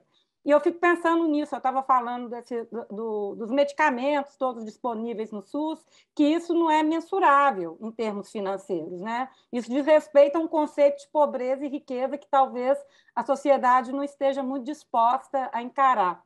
Mas a minha pergunta, eu queria ouvir o senhor sobre isso, é uma coisa que eu fiquei pensando, te ouvindo, junto com essa leitura que eu estou fazendo, mas era sobre o impacto da infodemia no contexto da Covid, que é um tema que eu estou mais diretamente relacionada, e eu fiquei me perguntando, assim, por exemplo, esse falso dilema que o senhor apresentou entre a vacina como direito e o passaporte da vacina, né? Se isso não seria um falso dilema, que seria, na verdade, um problema de comunicação, como que esse problema da comunicação define, de algum modo, os valores que vão caracterizando o enfrentamento da pandemia no Brasil, sobretudo. Eu agradeço as duas manifestações, né, e a provocação da Cris também, que eu vou deixar para as pessoas entrarem com mais detalhe. Né? Mas em relação a Ronilda sobre a indignação, né, eu acho que isso é uma palavra muito boa mesmo. Eu tinha colocado aqui mais uma citação, depois eu vou colocar no final, uma pessoa que me é muito cara, que falava muito sobre indignação, mas eu deixo para falar mais no final. Mas é isso, nós temos um papel estranho, né? Porque uma das outras citações que eu tenho usado, acho que encaixa muito bem, né, na nossa conversa, que é a história da indignação, que é uma citação de Tucídides, na Guerra do Peloponeso, que ele falava uma frase que é muito boa, falando assim, que a justiça só acontecerá quando aqueles indignados pela injustiça forem capazes de enfrentá-la. Talvez sejamos nós, mas eu acabei mudando, eu tive a desfaçatez, a coragem de mudar essa frase para uma outra frase. Eu acho que, na verdade, a justiça, na minha opinião, vai acontecer quando aqueles afetados pela injustiça forem capazes de se indignar e lutar pelos seus direitos. São dois grupos diferentes, né? Se a gente olhar, eu já falei no começo sobre aqui, esse grupo que está aqui é o grupo indignado, mas não é o grupo injustiçado. Pode até ser, nós todos somos injustiçados, na verdade, mas não dá para comparar. Né? Então, realmente, essa história do processo da indignação, nós temos um papel. O papel é esse mesmo, ser traidores da classe. Nós somos todos traidores da classe. Nós não estamos do lado do Bolsonaro. Devia estar. Todo mundo tem emprego, todo mundo está bem, pobre é pobre porque é pobre nasceu pobre, vai morrer pobre. Mas, na verdade, nosso papel é importantíssimo, né? Nessa semear, num certo sentido mais amplo, o que é possível fazer para que essa indignação, não que nós vamos fazer que espalhe, mas acho que lembrar muito Paulo Freire também, que essas coisas são interrelacionadas. Né? Então, mesmo nós todos aqui, vários de nós somos professores. A troca de experiência é importantíssimo que a gente faça isso. Né? Que sejamos, inclusive, questionados, porque tem muita gente para as quais damos aula que não estão indignados, não estão achando normal isso. Então, esse é um ponto importante na nossa discussão. Né? Em relação ao SUS, Romildo, eu concordo plenamente, acho que eu falei em parte sobre isso. Né? O SUS reflete o desmonte do serviço público. Porque, eu não sei se, claro que vocês não vão lembrar, mas quando, vou lembrar que isso é na capa de um jornal, que é um jornal marrom, né, que é a Folha de São Paulo, na época que o Temer tomou posse, uma entrevista com aquele que foi ministro da Saúde, aquele engenheiro Barros, né? Ricardo Barros.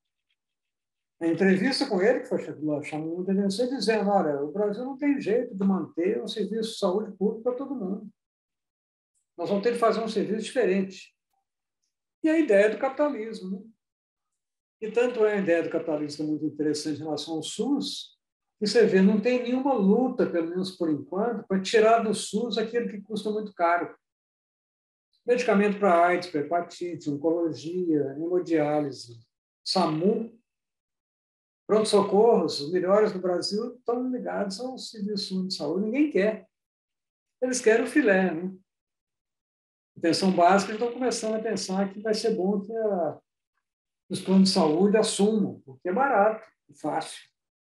Então, o desmonte está relacionado com o desmonte geral, na minha opinião, de tudo que é público.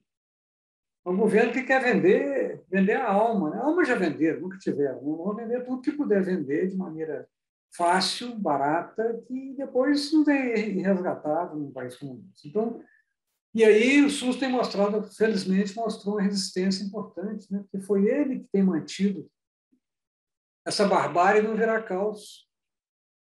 Segurou tudo, né? Você pensa, a Anvisa manteve o Programa Nacional de Imunização, a história das produções, a Fiocruz produzindo vacina, o Butantan produzindo vacina, ainda é uma resistência que, muito felizmente, está sendo muito reconhecida. Esse é um ponto importante. O que Jane fala também de muito bom, primeiro, não tenho de agradecer, estou muito feliz de estar aqui. E segundo, que o SUS, na verdade, ele tem um valor que é inestimável. Né? Nós temos que repetir isso para todo lado. Né? E nessa história uma coisa que você tem muito interesse, que eu também tenho da infodemia, infodemia, né? Qualquer coisa que seja, nós temos um papel que é complicado, porque pensa uma coisa interessante. Nesses últimos 2 anos, eu tenho sido muito buscado para falar publicamente, né? Televisão, rádio e tal. E eu, durante o período da HIV/AIDS também, participei de muita coisa numa situação diferente. Agora, quando começaram a me chamar, eu arrisquei aí para falar na Itatiaia, Rádio Itatiaia. É um antro da reação. É um lugar que eu falei, não vou voltar lá mais, porque eu punha a minha posição, que era uma posição que eu achei correta, e vinha 3 posições contrárias, que evidentemente era a posição principal. Depois apareceu a chamada para a Rede Globo. A Globo é interessante, porque do ponto de vista da saúde, o enfrentamento que ela tem tido em relação à Covid, ela pode chamar, não sei se progressista é muito forte, mas ela não é negacionista. Mas, por outro lado, todo o arcabouço dela, das outras coisas, são completamente reacionárias.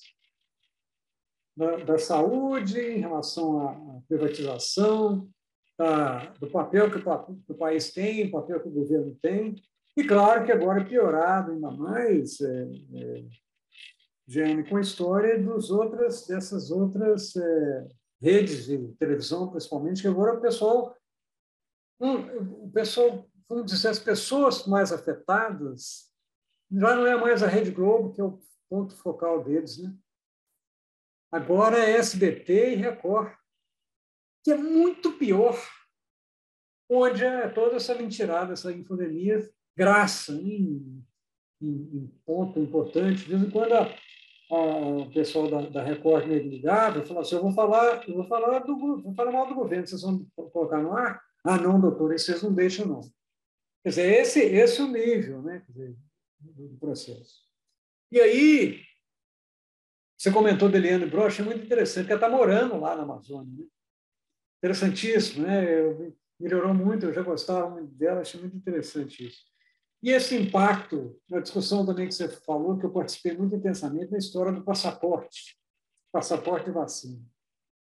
Porque a pergunta ética, inclusive a OMS, uma posição muito interessante à época, é o seguinte, você pode exigir que as pessoas tenham um passaporte de vacina para fazer coisas? A resposta era o seguinte, um percentual muito grande de pessoas não estão vacinadas até porque não querem, não, porque não têm acesso. Então, você vai colocar 2 tipos de cidadão, aquele que teve acesso à vacina e quem não teve acesso à vacina. Então, a discussão primária, você comentou, e que eu concordo, né, que nós temos que ter o direito à vacina, exigir que a vacina exista. Porque quando tiver 100% de pessoas vacinadas, não tem passaporte. Né? Ele acaba sendo supérfluo.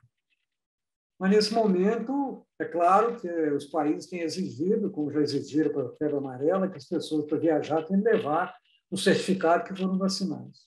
Mas tem países fazendo de maneira correta, que quando não é vacinado, você tem que levar, primeiro, um teste PCR real-time negativo, por ter tido Covid.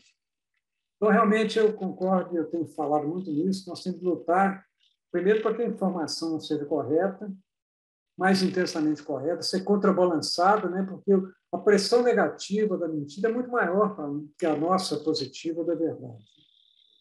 E lutar pelo direito para as pessoas exigirem, como aconteceu, a CBI acabou trazendo isso, né? A exigência de ter vacina, e de repente começa aquela quantidade de vacina a aparecer, sem discussão, que foi ruim, do custo. Porque você vê, com aquela pressão que eles contaram da Pfizer querendo vender, claro que queria vender por aquele preço, eles tinham que fazer força para vender mesmo. Na época tinha de comprar, né? Mas a discussão agora tem sido o direito não só à vacina, mas o direito a uma vacina de preço justo. Então, acho que eu consegui expandir um pouco o que vocês falaram, mas acho que isso eu espero que tenha respondido de maneira clara. E aí podemos voltar, se tiver mais. Tem pergunta aí, eu já vi outra mão ali. Adriele, e tem pergunta no chat também. então você lê para mim. Ricardo, você fala se você quer falar ou a gente lê. Você podia ler. Tá, então não, gostaria pode de... ler, pode ler. Não, o Zé Ricardo está aí. O Zé Ricardo está aí, ele fala. Sim, eu prefiro não falar, eu prefiro ler, porque quando eu falo, eu acabo me embolando um pouco, TDAH, desculpa. Então, no chat tem muitos elogios à aula, muitos agradecimentos para você. E, antes, né, do Zé Ricardo, tem SC Paiva, também pode falar se quiser, mas tem uma pergunta. Então, gostaria de perguntar como o professor vê o papel do Conselho Federal de Medicina, que ficou completamente omisso com os desmandos e idiotice desse presidente. Aí cortou, se você quiser completar. E o José Ricardo, então, que preferiu que a gente leia, gostaria de questionar o professor Disseu sobre a importância da imagem que o SUS ocupa no imaginário nacional. Qual a imagem que a grande mídia tem passado da instituição? Essa imagem propagada pela grande mídia tem afetado a forma que a população enxerga o SUS? Será um esforço para tornar a imagem do SUS mais viva ou presente na vida da população poderia ajudar a proteger o SUS? E aí, Disseu, você quer ouvir a Adriele, depois você responde um pouco os três? Sim, Adriele, por favor. Oi. Primeiro, eu queria agradecer muito. Eu estou muito honrada com a aula, achei maravilhosa. E você ainda uniu agora há pouco duas coisas que são, tipo, minha paixão na vida, assim, né? Uma é o SUS, né? Óbvio, e a outra é Paulo Freire, que eu acho que são, tipo, as grandes joias do país, assim, talvez. Mas eu fiquei pensando, né, tipo, algumas das questões que foram aparecendo, assim, e sobre a questão da atenção básica, primeiro, né, que você falou, e eu fiquei pensando nesses desmontes que a gente tem vivido em relação à atenção primária no Brasil, que eu acho que é a alma maior do SUS está aí, né? Tipo, a importância da atenção primária está exatamente na possibilidade de ir até o campo, no território e tal. E outra coisa que eu fiquei muito captada, assim, muito capturada pela sua fala, foi a propaganda do NHS na Inglaterra, né? Eles têm, tipo, que eu percebi isso nas Olimpíadas e tal, e eu fiquei, tipo, apaixonada por isso na época, mas ao mesmo tempo eu fiquei pensando, gente, tipo, eles têm muito orgulho, né, do NHS e tal, mas é um sistema de saúde que proporcionalmente o SUS é muito maior do que o NHS, né, porque o país é pequeno e, tipo, bem mais rico, e a quantidade de organização, assim, que o NHS exige em comparação a gente, com a atenção primária, com o SAMU e a Anvisa, enfim, tudo que o SUS compreende aqui no Brasil é muito diferente, né? E, enfim, eu não sei, talvez seja fruto das políticas públicas que a gente teve em relação ao marketing nos últimos, porque aí liga um pouco a última pergunta aí, nos últimos governos, mas eu não sei, acho que a gente não tem tanto acesso ao que é o SUS, assim, para a maior parte da população. Tipo, que as campanhas de vacinação fazem parte do SUS, que o programa de saúde da família faz parte do SUS, e que todas essas coisas sustentam uma lógica que é muito maior do que a atenção terciária, né? A lógica hospitalar e tal, que é uma quebra da própria ideia de saúde mesmo que a gente tem, né? Um outro modelo, né? E eu não sei se isso é algo... Acho que isso é uma pergunta, assim, eu estou um pouco confusa. Da política brasileira, assim, sabe? De sustentar essa lógica oligárquica, assim, que a gente tem, ou se não sei se isso se perdeu nos últimos governos, assim, né? Porque eu sou mais nova que o SUS, mas eu não vi grandes propagandas no decorrer da minha vida para além das campanhas de vacinação, sabe? Enfim. Muito bem. Então, vou começar. Não sei como é que me escapou não ter falado nada de mal do CFM, viu? Mas agradeço alguém ter lembrado aí para lembrar disso. Né? Quer dizer, realmente, até depois eu fiquei corrigindo, né? Porque, claro que uma autarquia como o Conselho Federal de Medicina não pode ser boa. Mas agora o pior não é a autarquia, é quem está dirigindo a autarquia.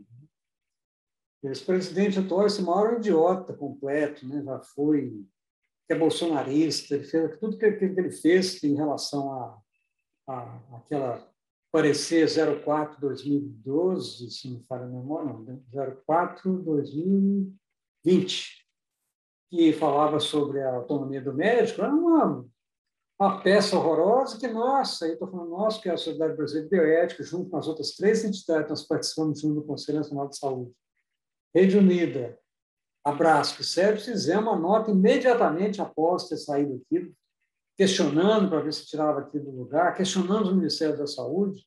Absurdo, né? Absurdo, e que agora está em discussão. Foi bom a CPI ter indiciado, né, se vai dar isso, mas não só isso, o Ministério Público entrou com uma ação contra ele. Então, pelo menos pode ser exemplar, né? Exemplar uma pessoa que representa, nesse momento, uma coisa que nós, como médicos, somos obrigados a fazer parte, que é o CFM, que é a única autarquia, como nos outros conselhos, nós somos obrigados a participar. Mas, concordo, horrível, vergonha alheia o tempo inteiro. Convivi um tempo com o Mauro, antes de ser presidente, ele era vice-presidente, mas sempre foi com sempre dessa estupidez. E quando o Bolsonaro foi eleito, ele estava de braço dado, junto com o outro, que era o presidente, à época, da Associação Médica Brasileira, que é mineiro, foi meu aluno aqui na UFMG. Horrível também. E agora melhorou, entrou outro presidente na Sociedade, na Associação Sociedade Brasileira de Medicina, como é que chama? Não, ABM, Associação Brasileira, não importa, né? De uma maneira mais interessante, independente, com posições muito, muito boas, que seguem mais ou menos o que a gente esperava na saúde pública. O Zé Ricardo falando sobre o SUS, a imagem, né? Também um pouco a Adriele comenta sobre isso, que exatamente isso não é de agora, né, Adriele? De agora é isso, porque essa história da não valorização, ela vem aos poucos, ela vem na decadência do financiamento diminuído, né? Que não é só dos governos pós-golpe, já era pré-golpe, né? Com falta de possibilidade de ter financiamento. Melhorou um pouco quando o Lula entrou, depois do Fernando Henrique. Nós, na universidade, nós que estamos há mais tempo na universidade, Cris e Cláudio, vários, vocês lembram o sufoco que foi nos anos Fernando Henrique do financiamento na universidade? Era aquele choramingal o tempo inteiro, escolas clínicas, ninguém queria financiar. Então, quer dizer, realmente um processo crônico. E a imagem dele, da imagem do SUS, ela talvez tenha sido um efeito colateral positivo da pandemia, né? Porque realmente o SUS apareceu. E apareceu quase em todo local.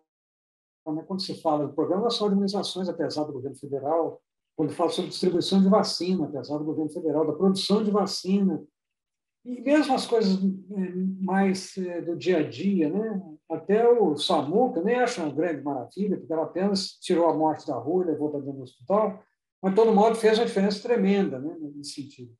Mas acho que pode ser um modo mesmo de trazer agora, quem sabe, na retomada do Brasil a partir de outubro do ano que vem, com a eleição, você possa voltar cada vez mais a pressionar para que seja melhor. Né? E sobre o sistema de saúde inglês, eu fiz parte da minha formação depois de terminar a medicina lá. Achava interessantíssimo. Achava interessantíssimo o modo que eles cuidavam, a coisa muito mais democrática, né? Uma vez eu estava atendendo um ambulatório, lá deu aquela confusão no corredor, falei, o que foi? Ah, porque o Sir Lawrence Oliver está na fila. Agora você vê, o cara conhecido como um ator desse, que era Sir, estava na fila, igual todo mundo lá, deu aquela comoção, todo mundo foi lá ver, mas ele estava esperando, entrou na fila, era o 15º, foi atendido no 15º. Quer dizer, um modo diferente de ver, mas muito mais muito mais acanhado pelo número e pela riqueza, eu concordo completamente com você, né? Mas uma coisa nesse sentido da não propaganda, eu tomei minha primeira vacina em fevereiro, março, acho que março, exatamente março, e estava num posto aberto lá no Minas Tênis Clube, aqui de Belo Horizonte. Cheguei lá, cheio de gente, aquela região toda ali é bolsonarista, né? Raiz. Não tinha nenhuma palavra do SUS pregada em lugar nenhum. O pessoal estava achando que o Minas estava financiando. Eu comentei com o pessoal, falei que põe a placa aí, pendura a coisa, mas para os povos que estão sendo vacinados pelo sistema único de saúde. Mas eu tenho toda a razão. Nós temos um papel mesmo, cada vez mais, de tornar isso mais intensamente parte, né? E você falou do Paulo Freire, que eu também comento frequentemente. Tem um artigo que eu mandei para vocês que chama Emancipação na Pesquisa, alguma coisa assim, que eu baseei praticamente tudo que o Paulo Freire fala, né? A diferença entre, principalmente, eu uso muito, entre, o povo gosta de falar do empoderamento, né? Vocês já ouviram isso muito, né? Temos de empoderar as mulheres. Quem empoderar a mulher? Quem é que vai empoderar os outros? Tem de emancipar. E o Paulo Freire falava com muito mais intensidade disso. Eu concordo plenamente, até aquele que acabou ficando todo mundo repetindo, que é o verbo esperançar, né, de acordo com o que ele acha que esperançar é o nosso papel, na verdade. Acho que era isso, acho que eu cobri mais ou menos o que vocês perguntaram aí. Está faltando tudo que a Cris falou, ninguém comentou o que a Cris falou. Só foi embora depois que vocês responderam, a Cris. Tá, tem mais uma pessoa que colocou aqui, Marta Alves. Marta, você quer comentar ou quer que leia o que você escreveu no chat? E deixa só, enquanto a Marta pode falar, colocar uma coisa, Dirceu, que tem a ver também com a sua experiência no HIV/AIDS, porque várias pessoas colocaram a importância da mídia, acho que a Jeane pode até contribuir com isso. E quando você fala assim de um certo silenciamento, não se pode falar mais sobre sexo, sobre gênero, a questão, por exemplo, do HIV/AIDS, né? As campanhas, a Adriele falou, nunca vi, que ela é muito jovem, nunca vi essas campanhas, né? E aí tem toda uma história, se você quiser até comentar, quando você era lá da diretoria, essa história eu já contei para os residentes, mas não aqui para os alunos, que eu acho que é isso também, né? É um silenciamento mesmo, não tem nem a promoção do SUS, nem dos direitos das pessoas. Então, por exemplo, o HIV/AIDS, né, eu que trabalho com adolescentes, você vê uma certa assim, banalização da infecção, como se, por ter se tornado uma doença crônica, não fosse grave, não exigisse um tratamento continuado e pesado. Então, o tabagismo, você colocou o símbolo da campanha o tabagismo, também é uma coisa, eu queria ver a sua opinião, que reduziu muito. Assim, a campanha ela perdeu muito a força, né? O Brasil tinha reduzido o tabagismo e houve uma ascensão aí de novo. E agora essa situação realmente surreal, né? Dessas, tanto da falta de informação como das fake news. Então, eu queria que você comentasse isso um pouco e vou ler então aqui. Antes de você ler a próxima pergunta, Cris, é só saber, Romilda está com a mãozinha amarela levantada. Você quer fazer outra pergunta ou é resquício da questão anterior, Romilda? Você está sem áudio. Está mudo.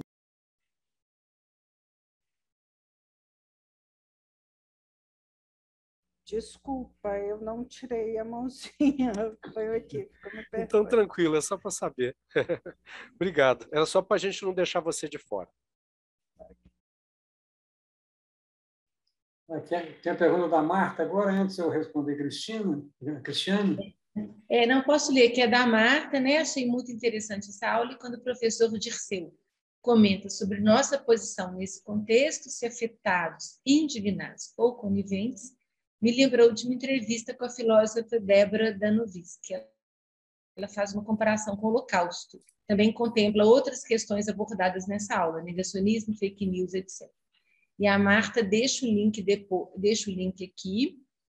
Se alguém, Cláudio, você podia até, se você pudesse copiar esse link, colocar no grupo de WhatsApp, que você está com os alunos, né? Porque depois, se alguém não conseguir abrir aqui do chat, quiser abrir depois. Coloco Muito agora. obrigada, Marta, pela indicação. Tá bem, então acho que eu vou começar com a pergunta que eu combinei com a Cristiane sobre o bloqueio, né? A trava em relação à discussão sobre sexualidade, sobre gênero, e fica parecendo que é recente, né? Fica parecendo que foi agora, a partir dessa. Claro que foi piorado com essa idiota dessa outra ministra, como é que ela chama? Havaiane, não é? Da o quê? Damares, é isso, né? Damares. É. Quer dizer, mas vinha de muito tempo, né? Na verdade, a pressão ela começa, do ponto de vista cada vez mais intenso do conservadorismo brasileiro, a partir de 2012, talvez. Né? E a Cris lembrou que, nessa época, eu era diretor do Departamento de AIDS do Ministério da Saúde, era um nome bonito, que foi cortado, nem o Departamento de AIDS existe mais, que é o Departamento de ST, AIDS e Hepatites Virais. Exatamente no dia 2 de junho de 2013, o Cris contou isso para você, eu estou repetindo aqui, em pessoa, né? Era o Dia Mundial da Valorização das Prostitutas. O departamento de AIDS, muito progressista, tinha feito uma oficina com as prostitutas brasileiras, com o grupo que as representava, perguntando o que elas gostariam de apresentar no dia delas. Então, fizeram vários posts que nós divulgamos pelas redes sociais do Ministério. E um deles, que acabou me derrubando, falava o seguinte: sou prostituta e sou feliz. Isso trouxe uma comoção dentro do Ministério, porque, principalmente, a bancada evangélica, que é muito vocal, né? Nem tão grande era a época, muito vocal, ligou para o ministro e falou: como é que pode fazer isso? Quer dizer, eles estão incentivando a prostituição. Então, isso foi mais ou menos 4 horas da tarde, e eu fui chamado pelo auxiliar do ministro, falando que aquilo tinha ultrapassado qualquer coisa cabível e que eles iam me exonerar. E me exoneraram na manhã seguinte, estava no Diário Oficial da União, eu fui exonerado na manhã seguinte. Por essa história, é claro que foi muito interessante, porque eu recebi mais ou menos uns 1000 e-mails de apoio, e o ministro recebeu pelo menos 5, eu lembro de 3 deles, um do Antony Garotin, o outro do Malafaia, de Malafaia que ele chama, né, pelo secretário, deputado federal, e um deles falava o seguinte: senhor ministro, você tem que tomar muito cuidado com os auxiliares que você escolhe, que era eu, né? Você já começa, já estava lá nessa fase de 2013, e certamente uma pressão enorme em cima da Dilma Rousseff, que era presidente, que já era muito conservadora, e eles esperavam que esse grupo ia ficar com eles, alguma coisa acontecesse, e, na verdade, nem isso ficaram, né? Foram os primeiros a pular do barco e fazer impeachment. Mas isso agora é pior, né? Porque agora o Brasil... Eu vou contar mais um pedaço, que é essa história que eu participei muito intensamente. O Brasil tinha uma cadeira cativa numa das comissões do UNAIDS Internacional, em Genebra, que reunia cada 2 vezes por ano. O Brasil, pela história dele, tinha um papel, né? Participava em toda a reunião, na mesa. E eu, como representante, ficava lá na frente, junto com os outros. E as posições do Brasil eram sempre progressistas e eram muito apoiadas pelo Ministério das Relações Exteriores, que tem um representante dentro da OMS. Toda vez que eu ia falar, eu falava com a ministra, falava: vou falar isso aqui, o que você acha? Fala o que você quiser. Sapecava o que eu queria falar. Então, tudo favorável aos movimentos de direitos humanos, contra a Santa Sé, que era completamente conservadora, contra os americanos em relação à patente. Isso acabou. Quer dizer, agora as nossas relações exteriores são completamente conservadoras, né? Tiraram o gênero, nada que sai da OMS que tem gênero, o Brasil vota a favor. A palavra é gênero. Né? Então, realmente, nós estamos numa situação muito mais grave, mas que foi trazida um tempo atrás. Outro exemplo, Cris, em relação à política de drogas, que agora foi muito criticada, mas ela vem no governo Lula. Cá entre nós, é péssima, né, a decisão, né, inclusive tirar do Ministério da Saúde a história das comunidades terapêuticas, porque na época tinha de passar pelo CNS, não passaria, e passar pelo Ministério da Justiça e foi aprovado. Isso é 2011. Então, muita coisa foi semeada. Tinha muita coisa muito boa, né? O Lula foi um ícone, na verdade, a participação dele. Com ele eu tive várias vezes, ele tinha uma relação, não era muito próxima, era bem próximo da minha mãe, né? Então nós tínhamos contato, eu tive contato com ele no Brasil. É outra situação, mas a hora que muda para Dilma Rousseff já foi diferente, né? Já começa a aparecer uma pressão muito intensa que não foi capaz de contrabalançar. Mas é isso. Obrigado, Cris, pela nossa combinação de eu poder contar esse pedaço da história. O que mais que eu tinha aqui? A Marta. Eu lembro um slide que eu vi seu, né? Que era prostituta feliz, saiu uma Pois é, eu estava procurando ele aqui. Se eu encontrá-la, eu vou colocar na tela, que ficou muito bom. E, na verdade, só para continuar essa história, no dia que eu fui mandado embora, né, que foi na tarde desse dia, terça-feira, a Rede Globo me liga e fala: nós queremos que você participe de um programa aqui. Hoje ainda, você pode ir. Eu falo: estou indo para Belo Horizonte, se me pagar a passagem, eu vou para aí, a gente fala ao vivo. E era sobre isso. E foi muito interessante, porque eu cheguei lá, teoricamente, era para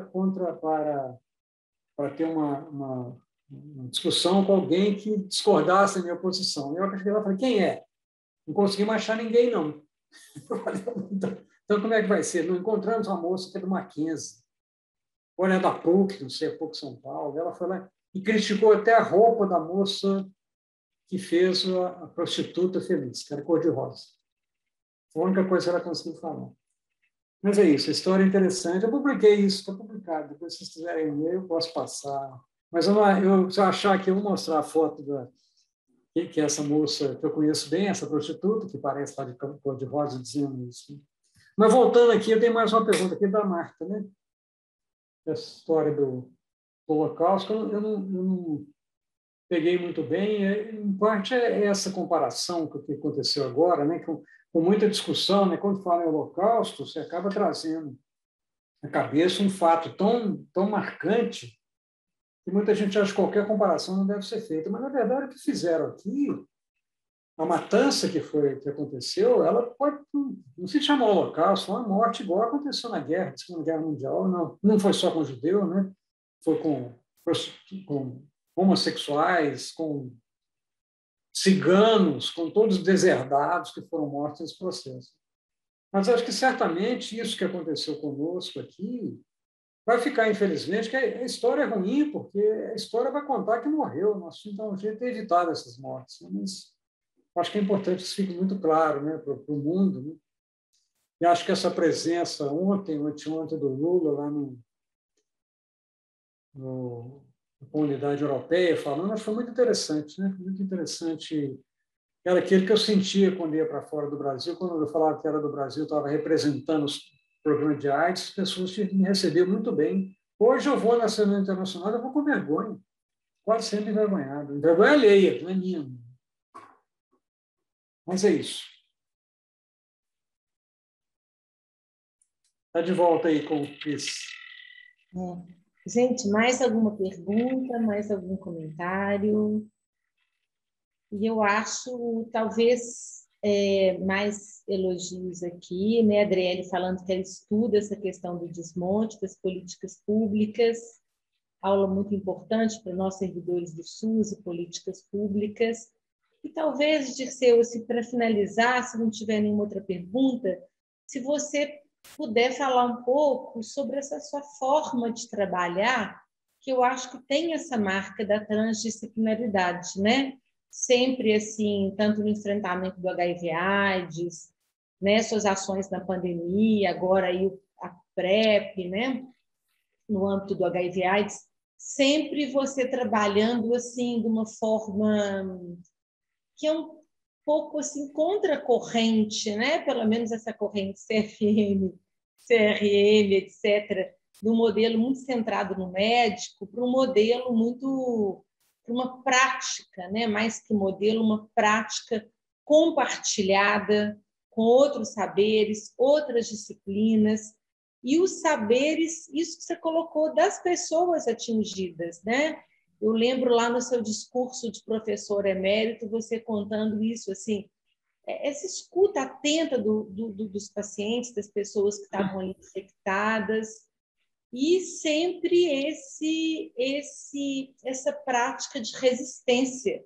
Eu lembro que até você nomeou corajosamente muitos diretores do HC que eram contra, né, o hospital da universidade pública. Isso é aquela, como você diz, vergonha alheia, né? Que queria impedir as pessoas infectadas pelo HIV de entrarem no hospital, de fazerem as consultas, as internações, etc., né?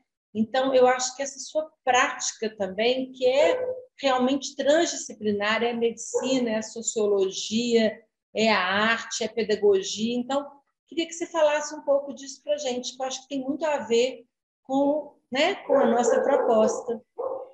Você tem razão, quer dizer, uma coisa que eu comentei do dia que eu recebi esse título honroso, né, da UFMG, mas eu tenho repetido isso quando eu posso, o aprendizado, né, o aprendizado que cada um de nós tem, né? E eu, por razões diversas, eu sempre falo que eu sou um privilegiado, em todo sentido, né?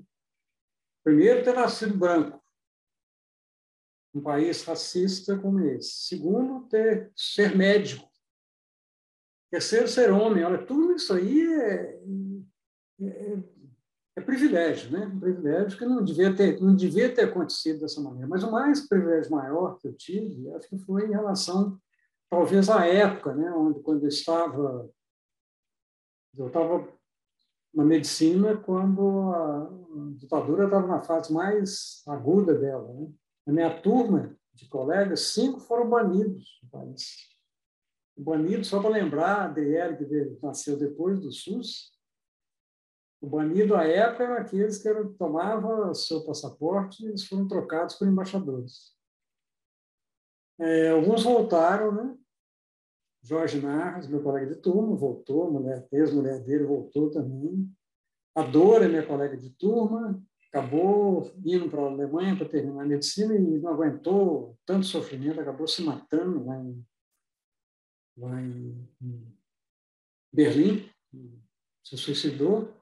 Quer dizer, uma fase completamente anômala e eu tive, quer dizer, isso acaba... Tinha 2 possibilidades aí, né? De alienar, né? Porque eu não tinha nada a ver com isso, ou me envolver, poderia ter envolvido mais, mas eu tive outra sorte aqui, que eu vou falar que é uma sorte real, foi a história familiar. Meu pai é médico, sempre progressista, nunca se envolveu diretamente, mas minha mãe acabou virando um ícone da anistia no Brasil, né?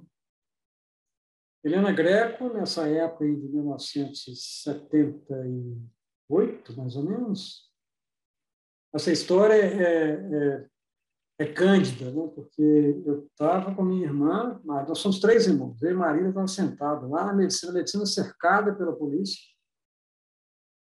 um movimento que estava naquela onde agora tem as árvores, né? Não tinha aquelas árvores, o pessoal todo conversando, de repente eu falei com Marília, minha irmã, falei, aquela senhorinha que tem lá no microfone parece minha mãe. Na verdade, era minha mãe. Ela estava lá, tinha ido lá para talvez nos procurar e pediu o microfone e falou assim, olha, eu vou aqui para falar, eu vou falar. É que agora eu me sinto envergonhada. E a minha geração está causando isso com vocês. E a partir daí acaba sendo ela se descobriu política aos 62 anos, e claro que foi uma influência importante para mim, mas o mais importante de tudo, que você falou um pouco aí, e que é real, foi exatamente quando a pandemia da HIV/AIDS desaparece no Brasil. E eu, na minha cabeça, por todas essas informações que eu tinha, eu achava que o papel de enfrentamento primário era a universidade. Ensino, pesquisa e extensão. Estava tudo ligado, né? Na época, eu coordenava o Serviço de Doenças Infecciosas e eu propus que a gente abrisse um serviço específico, que não chamou Serviço de AIDS, claro que não é chamado desse nome, foi chamado de Ambulatório de Imunodeficiências, que foi inaugurado num dia muito cabalístico, foi 13 de agosto de 85, só faltou ser sexta-feira, foi quinta-feira. Mas nesse dia, como a Cris falou, uma pressão enorme da instituição dizendo que não deveria abrir aquilo que nós não estávamos preparados. E me chamaram para dizer isso, falaram, não está preparado como? Nós atendemos tuberculose, meningite, por que não pode atender HIV? Claro que era blefe deles, eu abri o ambulatório, mas com um grupo pequeno de pessoas. E o aprendizado que eu queria chegar nisso, o aprendizado que eu tive com essa população. Na época era a população jovem, discriminada, cheia de preconceito, que tinha quase certeza que ia morrer. Uma coisa que eu, como médico, não tinha vivido isso, apesar da história que o departamento tinha com citosomose, com leishmaniose, com Chagas, de repente aparece uma população que me ensinou. Na verdade, o ensinamento que eu tive nesse período todo, esse processo todo, foi isso. Lidar com o lado afetado, né? De novo, privilegiado. Eu tinha certeza que não ia me infectar pelo HIV. Por isso, eu enfrentei. Você é muito corajoso. Eu falei, não, eu não sou corajoso. Eu conheço o que eu estou fazendo. Então, essa discussão foi muito importante nesse período todo. Aí você fala o que aconteceu mesmo, Cris. Parece que as coisas vão se juntando, né? Começa o projeto, o Horizonte, que traz pessoas em risco para ser acompanhadas. Depois o PrEP, que a Cris participa com a gente, que é profilaxia pré-exposição na população, exatamente que estava comentando sobre ela, que é a população adolescente, homossexual e trans. Acaba por obrigação, ela tudo é transdisciplinar, ela é inter, tudo que você puder pensar. Né? Eu acho que esse é o nosso papel mesmo, o papel é aproveitar que nós temos essa capacidade, aí que eu falei da história da indignação, que eu concordei com o Romilda, não só da indignação, mas a traição da classe. Nós temos que ser traidores da classe. Porque se pegar minha turma de medicina hoje, eu vou morrer de vergonha. Né? Tem muitos ainda que defendem tudo que está acontecendo. Né? Por incrível que pareça, porque muita gente está enganada, você fala, mas não é enganado. Na verdade, esse povo estava todo aí, né? Não foi descoberto pelo bolsonarismo. Né? Eles foram abrir um espaço que eles tinham vergonha de falar que era racista, que era xenófobo, que era LBQG, tudo contra. Agora acho que é bonito. Então, mas é isso. Obrigado, Cris, de novo, por ter. Eu estou muito feliz de estar aqui discutindo exatamente com vocês num lugar tão importante, né, para nós juntos e pensar a última coisa, né, como é que nós vamos cada vez mais esperar que, como na HIV/AIDS, o movimento social realmente, nem sei se vai para a rua, porque agora é complicado, mas agora já pode ir também, né? Mas que participe como participou durante a pandemia. Né? Eu tenho notado uma coisa, que foi um outro aprendizado bom, Cris, foi a história de ter participado do Conselho Nacional de Saúde. Quem conhece, e a gente conhece pouco, então muito menos divulgado que o SUS. É realmente um balaio de gato, confuso, aquela confusão de gente brigando para cá e para lá, mas é o lugar mais democrático de pensar na discussão da saúde nos países. Então, por isso que eu estimulo vocês a ocuparem esse espaço. E na universidade tem lugar, o EAD é um deles, estão ocupando o EAD. Não vão ocupar o conselho universitário, quem sabe consegue mudar alguma coisa, né? Nessa história toda. Mas agora eu falei demais, né? Já como a Jane falou, podemos ficar até 9 horas, falta 3 minutos. Não, professor, fica à vontade, para nós está sendo riquíssimo ouvi-lo. Então, tá bom, aquela história de ter um tempo limite para essas coisas, né? Mas então eu vou agradecer, depois passar de volta para você, agradecer, muito satisfeito de ter sido chamado, contem comigo quando puder, quando precisar, e vamos juntos, né? Juntos mesmo, indignados. Eu estava procurando aqui a citação de Dona Helena Greco, não achei, sobre indignação. Mas acho que eu tenho aqui, acho que eu vou ler para vocês, que é a última coisa que eu vou ter sim, está aqui. Mamãe é muito interessante, ela estava com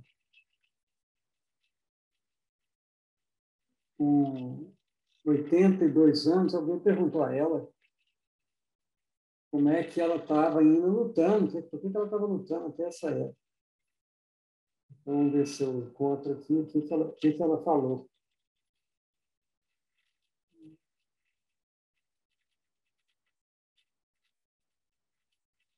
Estava aqui tão fácil, agora não esqueci de cor, mas está aqui. Perguntaram, ela estava com 82 anos, dona Helena, como é que a senhora aguenta ficar até nessa idade com esses pacientes? Ela falou assim, a nossa cidadania depende diretamente da nossa capacidade de indignação.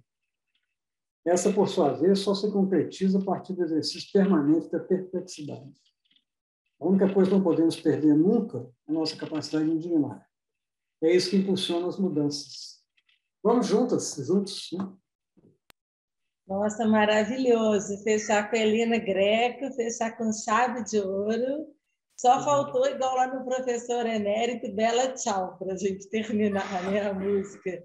E foi maravilhoso. E o coquetel do professor Dirceu, ele contratou os jovens do programa de extensão Brota. O programa lá foi muito bom mesmo. Foi maravilhoso. O Bela Tchau foi bom também ter lembrado dele. Foi bom também. Então, Dirceu, assim, uma alegria, uma honra, um momento assim de resistência mesmo, né? Que você acho que provoca ainda mais essa indignação, esse movimento assim para a gente fazer alguma coisa como universidade pública. E isso é uma aula viva, né? Que você está falando disso, dessa experiência de vida mesmo, uma teoria atrelada à prática, à ética, uma prática transdisciplinar. Então, nossa, assim, é a síntese da nossa disciplina, né? Realmente, tudo que você traz hoje para a gente. Então, nossos alunos todos aqui só agradecendo, comovidos, né? Então, muito obrigado, de novo.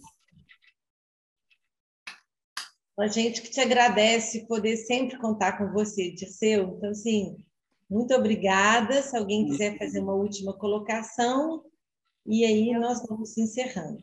Eu só queria agradecer mais uma vez a oportunidade de ouvi-lo. Muitíssimo obrigada, viu, professor, por ter compartilhado seu tempo conosco. Vamos juntos acabar com essa infodemia.